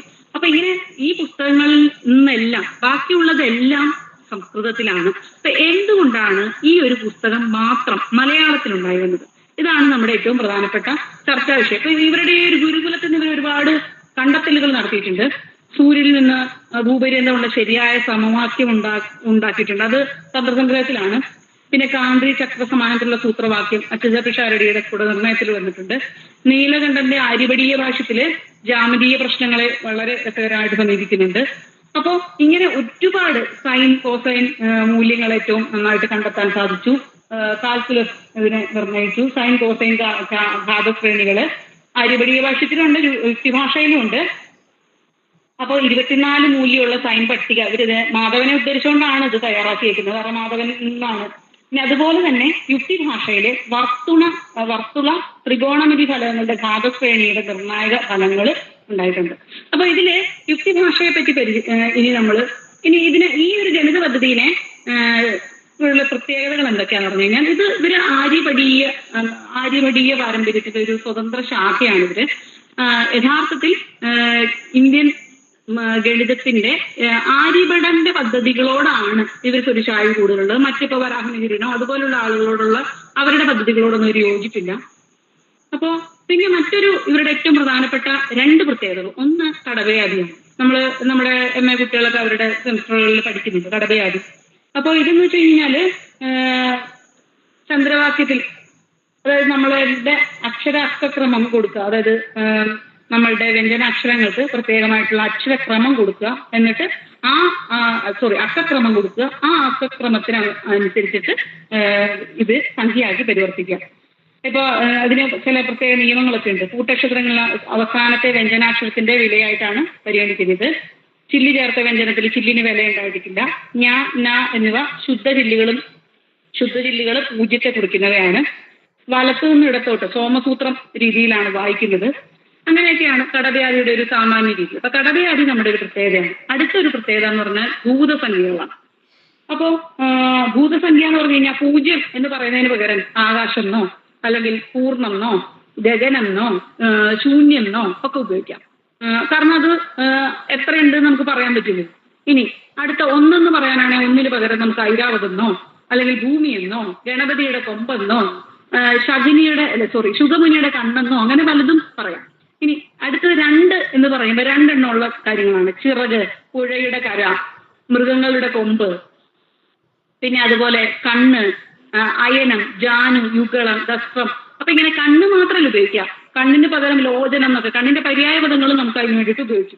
പിന്നെ അടുത്തത് 3 എന്ന് പറയുമ്പോൾ കാലം, അഗ്നി, ദോഷങ്ങള്, ഗുണം, മൂർത്തികള്, ശൂലം, ഭുവനം, ലോകം, ഇങ്ങനെ ഓരോ ഡിജിറ്റിനും അനുസരിച്ചിട്ട് എത്ര ഡിജിറ്റ് നമ്മൾ ഉപയോഗിക്കുന്നു ആ ഡിജിറ്റിനെല്ലാം ഭൂതസംഖ്യയിൽ പരമായിട്ടുള്ള സംഖ്യകൾ. ഇപ്പൊ 1000-ന് അനന്തൻ ഉപയോഗിക്കും, 100-ന് മനുഷ്യായുസ് എന്ന് പറയും. അപ്പൊ ഇങ്ങനെ എത്ര വലിയ പദ്ധതികളാണെങ്കിലും അതിന് പകരമായിട്ട് നമ്മൾ എന്ത് ചെയ്തിരുന്നു, നമ്മൾ ഈ സംഖ്യകൾ ഉപയോഗിച്ചുകൊണ്ടിരുന്നു.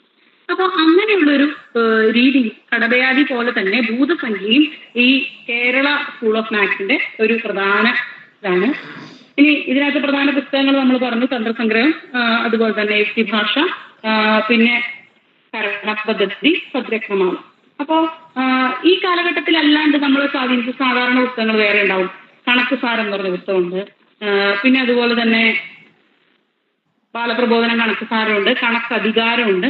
അപ്പൊ ഈ പുസ്തകങ്ങളൊക്കെ നമ്മളുടെ ഒരു രീതിയിൽ നമ്മളെ സ്വാധീനിച്ചിട്ടുള്ള പുസ്തകങ്ങളാണ്. പക്ഷെ അത് കേരള സ്കൂൾ ഓഫ് മാത്സിന്റെ ഭാഗമല്ല. അപ്പോ ഈ ഗണിത യുക്തിഭാഷ എന്ന പുസ്തകമാണ്. ഗണിത യുക്തിഭാഷ പേര് സൂചിപ്പിക്കുന്നത് പോലെ തന്നെ ഈ ഗണിത യുക്തിഭാഷ കൃത്യമായിട്ടും അതിന്റെ ഗണിതം എന്നുള്ളത് അതിന്റെ വിഷയമാണ്. വിഷയത്തെ സൂചിപ്പിക്കാൻ വേണ്ടിയിട്ടാണ് ഗണിതം എന്ന് പറയുന്നത്.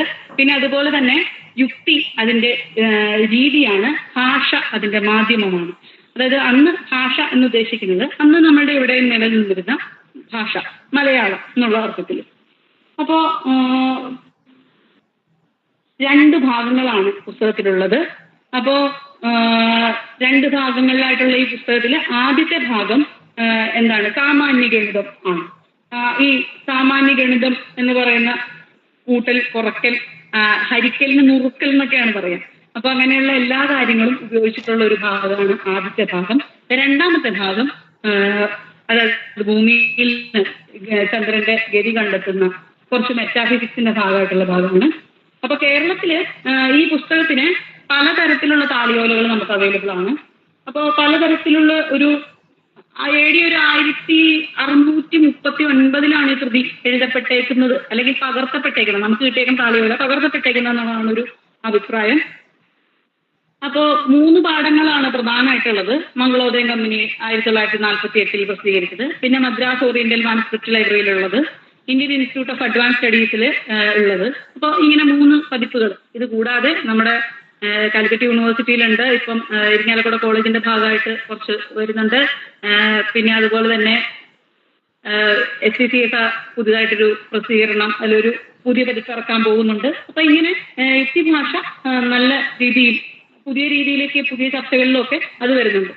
അപ്പോൾ യുക്തിഭാഷയുടെ തുടക്കം എന്ന് പറഞ്ഞു കഴിഞ്ഞാൽ അവിടെ നടയെ തന്ത്രസംഗ്രഹത്തെ അനുസരിച്ച് നിന്ന് പറയുന്നു എന്നുള്ള രീതിയിലാണ്. അതായത് തന്ത്രസംഗ്രഹത്തെ ഫോളോ ചെയ്യുന്ന ഒരു കൃതി മാത്രമാണോ ഇത് എന്നുള്ള ഒരു ആശയം നമ്മൾ ഇതിനകത്ത് അന്വേഷിച്ച് നോക്കുകയാണെങ്കിൽ, അപ്പോൾ തന്ത്രസംഗ്രഹം പഠിക്കുന്നതിന് വേണ്ടിയിട്ടുള്ള ഒരു അടിത്തറ ഉണ്ടാക്കുകയും അതിനാവശ്യമായിട്ടുള്ള കാര്യങ്ങൾ വളർത്തിയെടുക്കുകയുമാണ് യുക്തിഭാഷയുടെ ഒരു ലക്ഷ്യമായിട്ട് പറയുന്നത്. അപ്പോൾ ഭാരതീയ ഗണിതത്തിലെ ഏറ്റവും പ്രാധാന്യമായിട്ടുള്ള ഏറ്റവും ചെറുതായിട്ടുള്ള കാര്യങ്ങൾ പറഞ്ഞ് മുന്നോട്ട് പോകുന്ന ഒരു രീതിയാണ് ഇതിനകത്തുള്ളത്. ഇത് തികച്ചും ഗണിത ഫലങ്ങൾക്ക് യുക്തി, അത് റാഷണലാണ്. പിന്നെ അതുപോലെ തന്നെ ഉപപത്തികൾ കൊടുക്കുന്നുണ്ട്, പ്രൂഫ് കൊടുക്കുന്നുണ്ട്. നമ്മളെ പറ്റിയിട്ടുള്ള ഏറ്റവും പ്രധാനപ്പെട്ട ഒരു വാദം നമ്മൾ പ്രൂഫ് കൊടുക്കാത്തവരാണെന്നാണ്. പക്ഷെ കറക്റ്റായിട്ട് പ്രൂഫ് ഒക്കെ കൊടുത്തേക്കുന്ന ഒരു പുസ്തകമാണ് യുക്തിഭാഷ. അപ്പോ ഇതിനകത്ത് ഗണിത വിദ്യാഭ്യാസത്തിലെ സാങ്കേതിക പദങ്ങളുടെ ദൗർലഭ്യം കുറയ്ക്കാൻ ഗണിത യുക്തിഭാഷയ്ക്ക് കഴിയുമെന്ന് വ്യാഖ്യാതാക്കൾ, അതായത് മരുമകൻ തമ്പുരാനും കൂട്ടരും പറയുന്നുണ്ട്. ശാസ്ത്രചിന്തയ്ക്ക് മലയാള ഭാഷയെ സജ്ജമാക്കാനുള്ള ഒരു ഉദ്യമമാണ് ഭാഷാ കൗടില്യത്തെ പോലെ ഗണിത യുക്തിഭാഷയെ നിർവഹിക്കുന്ന എന്ന രീതി വേണുഗോപാല പണിക്കർ അഭിപ്രായപ്പെടുന്നുണ്ട്.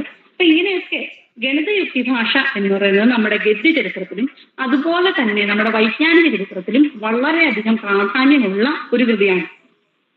അപ്പോ ഗണിത യുക്തിഭാഷയുടെ ഒരു പ്രധാന രീതി എന്ന് പറഞ്ഞു കഴിഞ്ഞാല് എണ്ണലിനെ അടിസ്ഥാനപ്പെടുത്തിയിട്ടുള്ള ഒരു രീതിയാണ്. ഇപ്പം ആദ്യത്തെ 1 മുതൽ 7 വരെയുള്ള അധ്യായം സാമാന്യ ഗണിതം, പരികർമ്മകം, ദശപ്രശ്നോത്തരം, ഭിന്നഗണിതം, ത്രൈരാശികം, കൂട്ടാകാരം, പരിധിവ്യാസ പ്രകരണം, ജ്ഞാനയന പ്രകരണം എന്നിവയൊക്കെയാണ് ഇതിന്റെ 1ാം ഭാഗം. അപ്പോ 2ാം ഭാഗം ജ്യോതിർഗണിതം മുതൽ 15 വരെയുള്ള അധ്യായങ്ങളാണ്. ഗ്രഹഗതിയും സ്ഫുടങ്ങളും, ഭൂവായു ഖഗോളങ്ങള്, ദശപഞ്ചപ്രശ്നം, ഛായാപ്രകരണം, ഗഗണം, മൗഢ്യവും ദർശന സംസ്കാരവും, ചന്ദ്രശൃംഗോന്നതി, ഇതൊക്കെയാണ് ഇതിന്റെ അതൊരു അധ്യായം. അപ്പോ യുക്തിഭാഷ പ്രധാനമായിട്ടും എണ്ണൽ സംഖ്യേനെ മുൻനിർത്തിക്കൊണ്ടാണ് പറയുന്നത്. ചില സംഖ്യകളിലെ സംഖ്യാവിഷയമായിട്ടിരിപ്പോ ഒരു പരാമർശ വിശേഷത്തെയാണ് യുക്തിഭാഷാകാരൻ ഗണിതം എന്ന് വിളിക്കുന്നത്. എണ്ണൽ സംഖ്യേനെ രചിതം. അപ്പൊ നേരത്തെ നമ്മൾ പറഞ്ഞു 10⁻17 പോലെ തന്നെ 1ലേക്ക് എത്താനുള്ള 17 പടവ് വരെ സൂക്ഷിച്ചിരുന്ന ഒരു ജനതയാണ് നമ്മൾ. അപ്പോ അതിൽ ഉണ്ടായേക്കുന്ന ഈ കൃതി എണ്ണലിനെ അടിസ്ഥാനപ്പെടുത്തിയാണ് ആദ്യം നിൽക്കുന്നത്. അതിനെ ലീലാവതിനെയൊക്കെ ഉദ്ധരിച്ചാണ് അദ്ദേഹം ആദ്യം ഇത് പറയുന്നത്. പിന്നെ അങ്ങനെ എണ്ണുന്നതിൽ നിന്ന് ഗണിതം, യോഗം, ഗുണം, വർഗം, ഘനം എന്നിങ്ങനെയുള്ള രൂപങ്ങള്, വിയോഗം, ഹരണം, വർഗമൂലം, ഘനമൂലം എന്നിങ്ങനെയുള്ള ക്ഷയരൂപങ്ങൾ, അതായത് കൂടുന്നതും കുറയുന്നതും, ഈ രൂപങ്ങളെയൊക്കെ അടിസ്ഥാനപ്പെടുത്തിയിട്ടാണ് ഈ പുസ്തകം മുന്നോട്ട് പോയിക്കൊണ്ടിരിക്കുന്നത്. അപ്പോ ഈ ഗണിതത്തിന്റെ ഈ പുസ്തകത്തിന്റെ പ്രധാനപ്പെട്ട പ്രത്യേകത എന്ന് പറഞ്ഞു കഴിഞ്ഞാൽ ഇതിൽ ഉപയോഗിക്കുന്ന ഭാഷ അന്നത്തെ നമ്മളുടെ മലയാള ഭാഷയാണ്. അവിടെ ഈ മലയാള ഭാഷ എണ്ണാൻ പറ്റുന്നവയെ എണ്ണുന്നതിനുള്ള ഏർപ്പാട് മുൻനിർത്തി മുന്നോട്ട് കൊണ്ടുപോയിക്കൊണ്ടിരിക്കുന്നു. അപ്പൊ ഇത് ഇങ്ങനെ ആളുകൾക്കുള്ളിൽ അറിവ് നിർമ്മിക്കേണ്ട ഒരു സാഹചര്യം ആ കാലഘട്ടത്തിൽ കേരളത്തിൽ ഉണ്ടായിരുന്നു എന്നുള്ളത് വേണം മനസ്സിലാക്കാൻ. അതായത് ഈ ഗുരുകുലം പ്രധാനമായിട്ടും എലൈറ്റ് ആയിട്ടുള്ള ഒരു, അല്ലെങ്കിൽ ഒരു ജാതി ശ്രേണിയിൽ ഉന്നത ഇതിൽ നിൽക്കുന്ന ഒരു രീതിയിൽ നിന്ന് എന്തുകൊണ്ട് യുക്തിഭാഷ സംസ്കൃതം പോലത്തെ ഒരു ഭാഷ വിട്ട് മലയാളത്തിൽ എഴുതപ്പെട്ടു എന്നുള്ളതാണ് ഇതിനകത്തൊരു പ്രധാനപ്പെട്ട കാര്യം. നമുക്കറിയാം നമ്മുടെ സാമൂഹ്യ ചരിത്രത്തില് അതായത് കുടുംബത്തിന്, അതായത് രാജ്യം സംരക്ഷിക്കപ്പെടുന്ന ജാതിയുടെ വിഭാഗങ്ങളായിട്ടുള്ള ചില ആളുകൾ ഉണ്ടായിരുന്നു. ഈ രാജ്യം സംരക്ഷിക്കപ്പെടുന്ന ആളുകൾ നമുക്കറിയാം, അഭന്മാരെ പോലുള്ള ആളുകൾ. അപ്പൊ ഇവരെ സംബന്ധിച്ചിടത്തോളം ഇവർക്ക് അഭന്മാർക്ക് കുടുംബത്തിൽ പ്രത്യേകമായിട്ടുള്ള സ്ഥാനം ലഭിക്കില്ല. കാരണം മൂത്ത ആൾക്കാണ് തുടർച്ചയ്ക്കുള്ള അവകാശം. അപ്പൊ എന്താ ചെയ്യാന്ന് വെച്ച് കഴിഞ്ഞാല് ഇവര് വിജ്ഞാനത്തിൽ ഇവരുടെ ഒരു പാദമുദ്ര പതിപ്പിക്കുക എന്നുള്ളത് അവരുടെ ഒരു ലക്ഷ്യമായിട്ടുണ്ടായിരുന്നു. അപ്പോൾ കേരള സ്കൂൾ ഓഫ് മാത്സിന്റെ ഗണിത ക്രിയകൾ അല്ലെങ്കിൽ ഈ മനന രീതികളിലുള്ളതെല്ലാം എല്ലാ വിഭാഗങ്ങളും യഥാർത്ഥത്തിൽ എന്തിനെ ബേസ് ചെയ്തിട്ടുള്ളതാണ്? അതൊരു ജാതി ശ്രേണിക്ക് ഉയർന്നു നിൽക്കുന്ന ആളുകളെ ബേസ് ചെയ്തിട്ടുള്ളതാണ്, അവരുടെ മനന പദ്ധതികളെ ബേസ് ചെയ്തിട്ടുള്ളതാണ്. പക്ഷേ ഇപ്പൊ ഇതിനകത്ത് പല പല വാക്കുകളും നമുക്കങ്ങനെ കണ്ടെത്താൻ സാധിക്കും. ഈ ജാതി ജീവിതമായിട്ട് ചേർന്നിട്ടുള്ള ചില വാക്കുകളൊക്കെ നമുക്ക് ഈ പുസ്തകത്തിൽ നിന്ന് കണ്ടെത്താൻ സാധിക്കും. അപ്പൊ പക്ഷെ അങ്ങനെ മാത്രമുള്ള ഒരു കൃതിയായിട്ട് യുക്തിഭാഷയിലേക്ക് വരുമ്പോൾ, ഈ കേരള സ്കൂൾ ഓഫ് മാത്സിന്റെ ബാക്കി എല്ലാ കൃതികളും അങ്ങനെയാണെങ്കിലും യുക്തിഭാഷയിലേക്ക് വരുമ്പോൾ അതിനകത്ത് ഏറ്റവും പ്രധാനപ്പെട്ട തിയറിയിൽ ഒരു വലിയ മാറ്റം വരുന്നുണ്ട്. ആ തിയറി വർത്തുള ചലനമായിട്ട് സംബന്ധിച്ചിട്ടുള്ള ഒരു ഇതാണ്.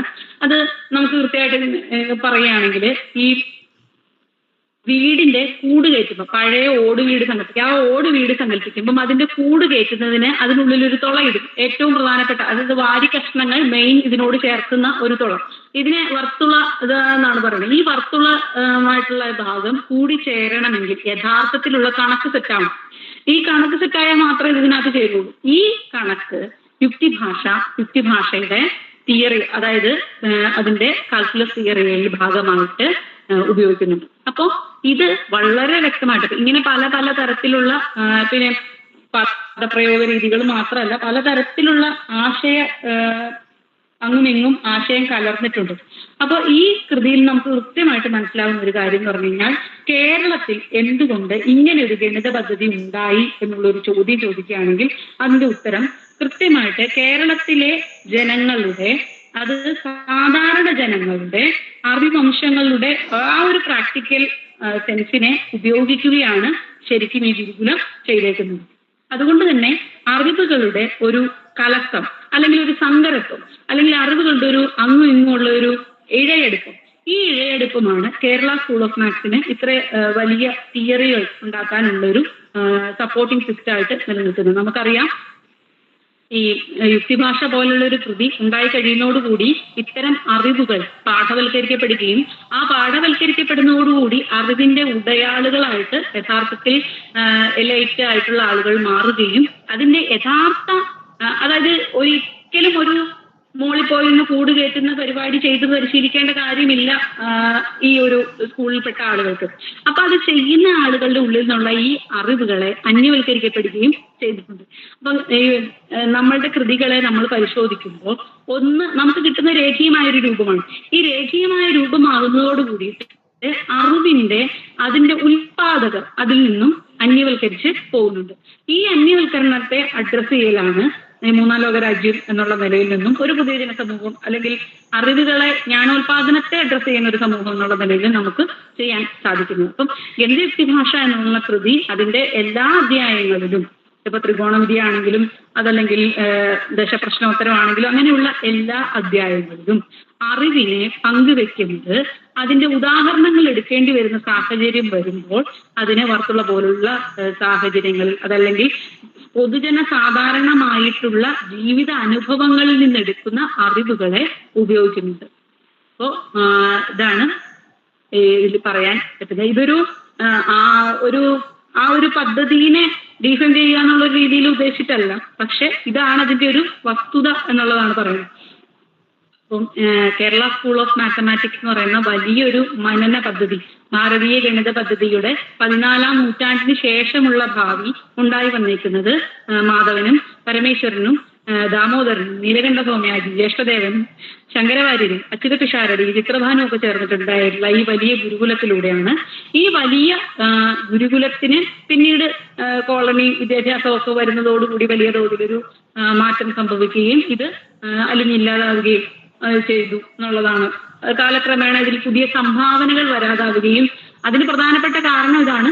നമ്മളെല്ലാവരും വടക്കു നിന്ന് എത്തുന്ന ഗണിതശാസ്ത്രത്തിന്റെ അറിവുകളെ പറ്റിയിട്ട് ആലോചിക്കാൻ തുടങ്ങുകയും അതോടൊപ്പം ഇവിടെയുള്ളതിനെ നമ്മൾ വില കുറച്ച് സ്വയം കാണാൻ തുടങ്ങുകയും ചെയ്തു.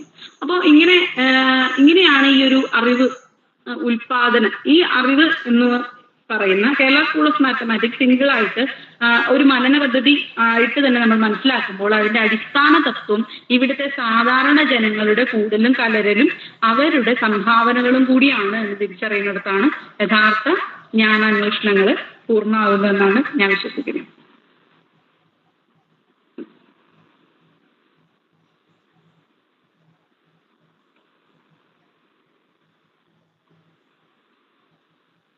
ചിഞ്ചു,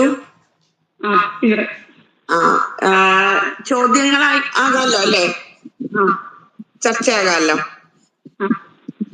അപ്പോ വളരെ മികച്ച രീതിയിലാണ് ചിഞ്ചു ഭാരതീയ ഗണിത പാരമ്പര്യം എന്നുള്ള വിഷയം ഇവിടെ അവതരിപ്പിച്ചത്. അതിൽ കേരള സ്കൂൾ ഓഫ് മാത്തമാറ്റിക്സിന്റെ പ്രാധാന്യം എടുത്ത് പറയുകയും ചെയ്തു. അപ്പൊ ഇനി നമുക്ക് ചോദ്യങ്ങൾ ചോദിക്കാനുള്ള അവസരമാണ്. ചോദ്യങ്ങൾ ചോദിക്കുകയോ മെസ്സേജ് ആയിട്ട് ടൈപ്പ് ചെയ്തിടുകയോ ചെയ്യാം.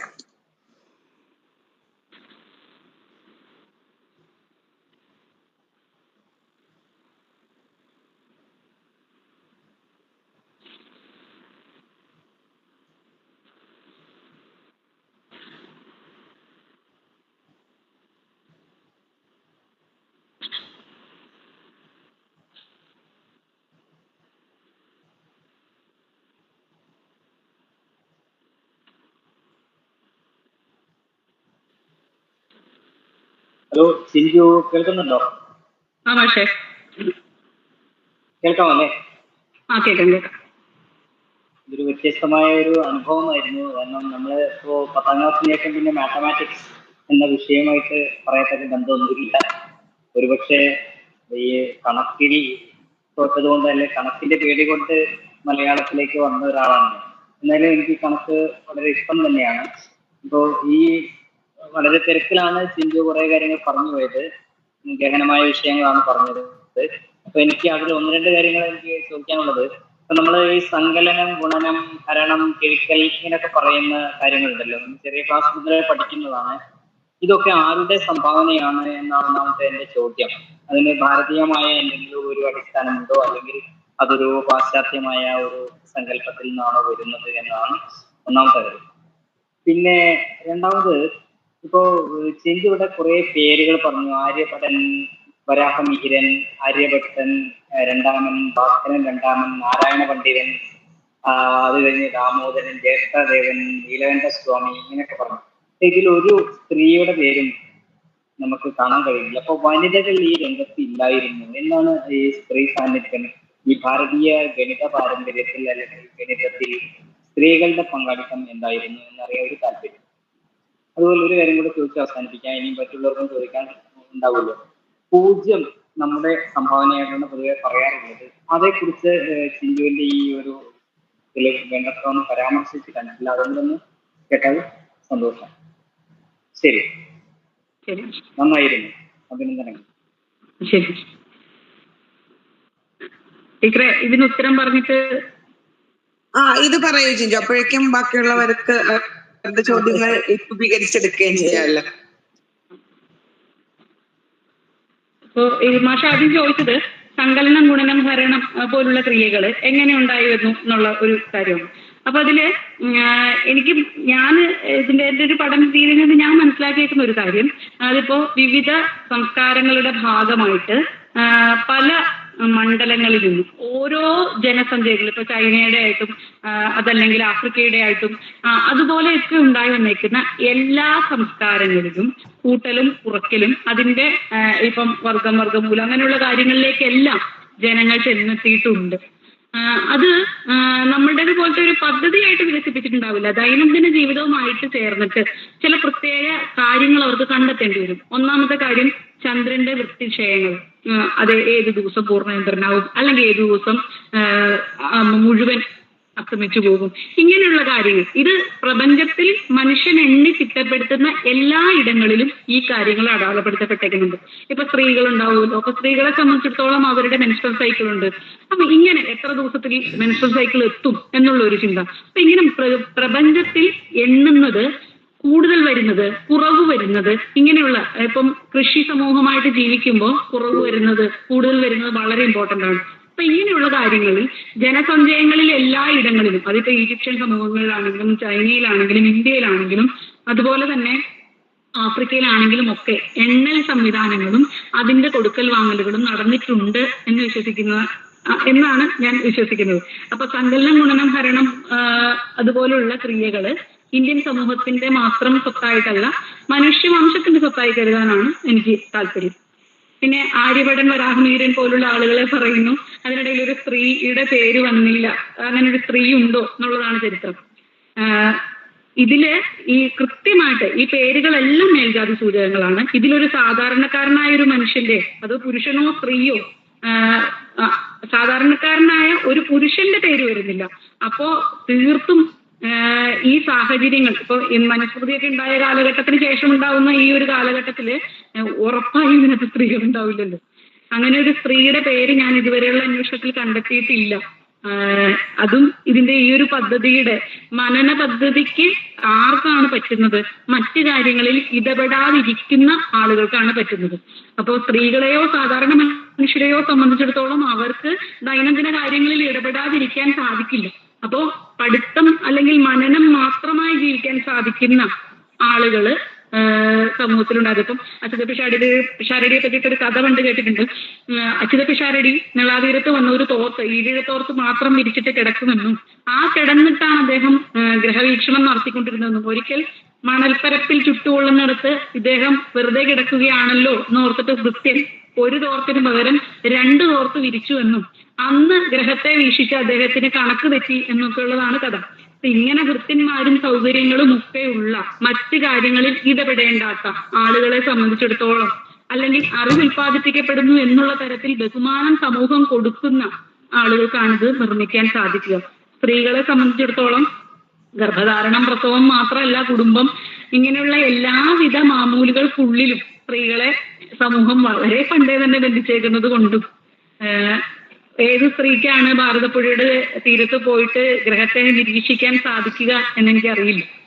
അപ്പോ ഇപ്പം കാര്യങ്ങൾ മാറി വരുന്നു, പക്ഷെ ഞാനൊരു സ്ത്രീയുടെ പേര് കണ്ടെത്തിയിട്ടില്ല. അതാണ് എൻ്റെ ഒരു വസ്തുത.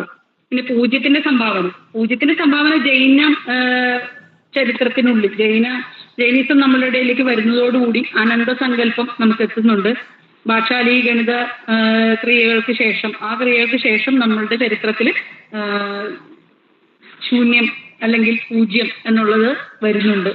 അത് തന്നെ നമ്മൾ ഭൂതസംഖ്യയിലൊക്കെ ഒരുപാട് തരത്തിൽ ഉപയോഗിക്കുന്നുണ്ട്. അനന്തസങ്കല്പം വരുന്നതോടൊപ്പം തന്നെ പൂജ്യസങ്കല്പവും ഇന്ത്യയിൽ വരുന്നുണ്ട്.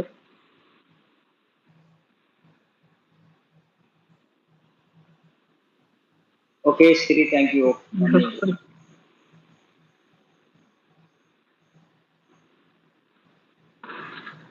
ചിഞ്ചു, ഇൻബോക്സിലെ ഒരു ചോദ്യം വന്നിട്ടുണ്ട്.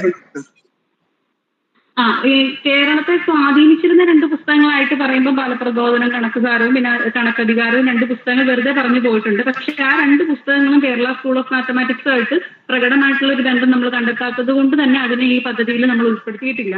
പിന്നെ അതിലെ ഇപ്പോ കണക്ക് സാരത്തിലെയൊക്കെ ആണ് നമ്മൾ ഈ അളവ് രൂപങ്ങളൊക്കെ പ്രധാനമായിട്ട് പറയുമ്പോൾ ഏറ്റവും കൂടുതൽ നമ്മൾ ഡിപ്പെൻഡ് ചെയ്യുന്ന കണക്ക് സാരത്തിലെ ഇതൊക്കെയാണ്. അപ്പോൾ അതിനകത്താണ് ഈ അളവ് എണ്ണങ്ങളൊക്കെ കൃത്യമായിട്ട് എനിക്ക് കിട്ടിയിട്ടുള്ള കണക്ക് സാരം ഉപയോഗിച്ചിട്ടാണ്. പക്ഷെ അത് ഈ കേരള സ്കൂൾ ഓഫ് മാത്തമാറ്റിക്സിന്റെ പദ്ധതിയുമായിട്ട് ബന്ധിപ്പിക്കുന്ന ഒരു ചരട് ഇതുവരെ കണ്ടെത്താൻ സാധിക്കാത്തതുകൊണ്ടും അത് ഈ ഇതിന്റെ കൂടെ നമ്മൾ കൂട്ടി പറയാറില്ല. പുസ്തകത്തിന്റെ പേര് ഞാൻ പറഞ്ഞു പോയിരുന്നു.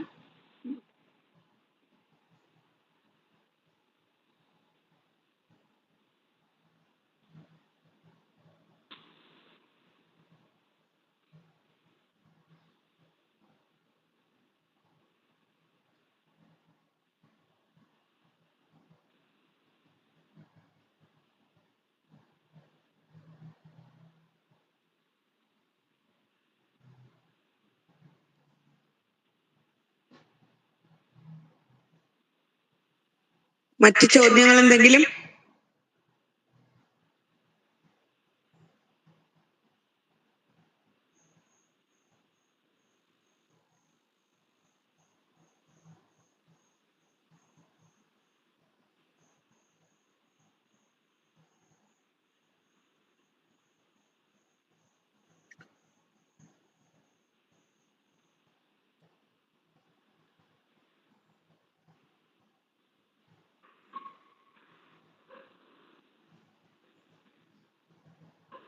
ഭരതൻ മാഷ്.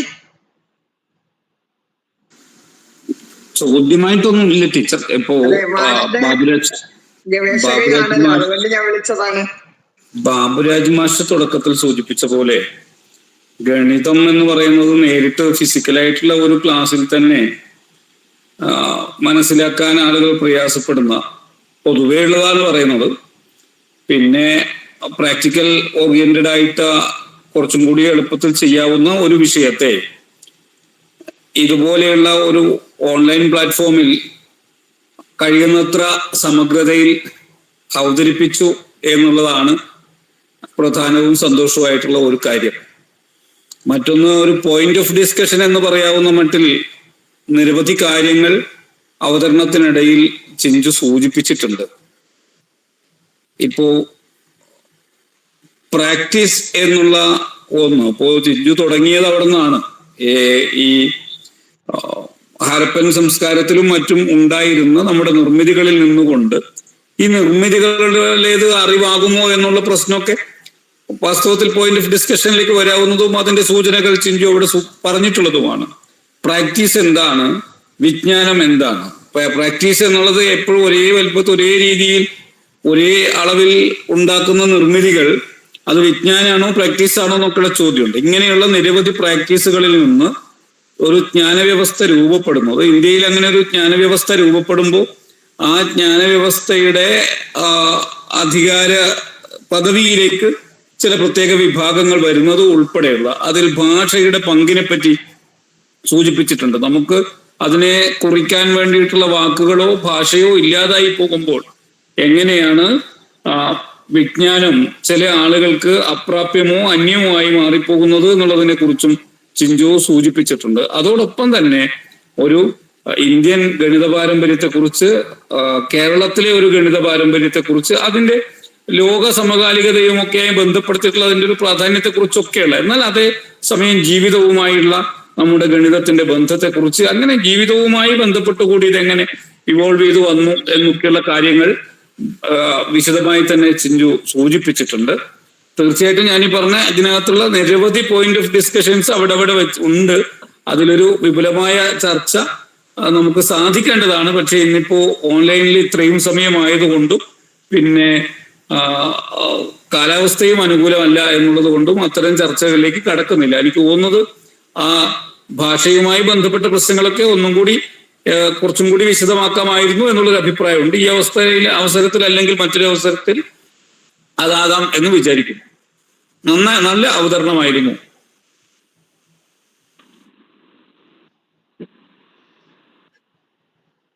താങ്ക് യു മാഷെ. അപ്പൊ ഇനി മറ്റു ചോദ്യങ്ങളൊന്നും ഇല്ല എന്നാണ് തോന്നുന്നത്. ഇപ്പം വളരെ ഭംഗിയായി ഒരു മണിക്കൂർ സമയം കൊണ്ട് ഭാരതീയ ഗണിതത്തെ കുറിച്ച് പറയുക എന്നത് വളരെ ദുഷ്കരമായ ഒരു കാര്യമാണ്. പക്ഷേ തനിക്ക് ലഭിച്ച സമയത്തെ വളരെ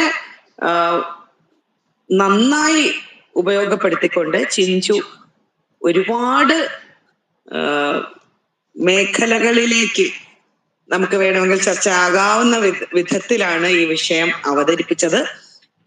പക്ഷേ വിഷയം ഗണിതമായതുകൊണ്ടും പിന്നെ ഈ പ്ലാറ്റ്ഫോമിന്റെ ഒരു പരിമിതി, കാലാവസ്ഥ, അങ്ങനെ ഒരുപാട് കാര്യങ്ങൾ കൊണ്ട് വിശദമായ ചർച്ചകളിലേക്ക് നമ്മൾ പോയില്ല. എങ്കിൽ പോലും ഇതൊരു തുടക്കം എന്നുള്ള നിലയിൽ എടുത്തുകൊണ്ട് ഇതിന്റെ തുടർ അവതരണങ്ങളും ചർച്ചകളും ഒക്കെ ഇനിയും നമുക്ക് നേരിട്ട് തന്നെ ഉണ്ടാകണം എന്നാണ് വിചാരിക്കുന്നത്. അപ്പോ എന്തായാലും വളരെ മനോഹരമായിട്ട് സമഗ്രമായിട്ട് ഈ വിഷയത്തെ ലളിതമായി സമഗ്രമായും അവതരിപ്പിച്ച ചിഞ്ചുവിന് മലയാള സർവകലാശാലയുടെ പേരിലുള്ള IKS സമിതിയുടെ പേരിൽ നന്ദി അറിയിച്ചുകൊള്ളുന്നു. ഇതിൽ പങ്കെടുത്ത ചർച്ചയിൽ പങ്കെടുത്ത എല്ലാ അധ്യാപകർക്കും വിദ്യാർത്ഥികൾക്കും ഒക്കെ നന്ദി അറിയിക്കുന്നു. അപ്പോൾ ഈ ഓൺലൈൻ പ്രഭാഷണ പരമ്പര ഇന്ന് സമാപിക്കുകയാണ്. ഇനി നമുക്ക് IKSന്റെ മറ്റ് പ്രഭാഷണങ്ങൾ ഓഫ്ലൈനായി തന്നെ നടത്താൻ സാധിക്കുമെന്ന് പ്രത്യാശിക്കുന്നു. ചിഞ്ചുവിന് ഒരിക്കൽ കൂടി നന്ദി അറിയിച്ചുകൊള്ളുന്നു. ഇന്നത്തെ മീറ്റിംഗ് അവസാനിച്ചതായി അറിയിക്കുന്നു.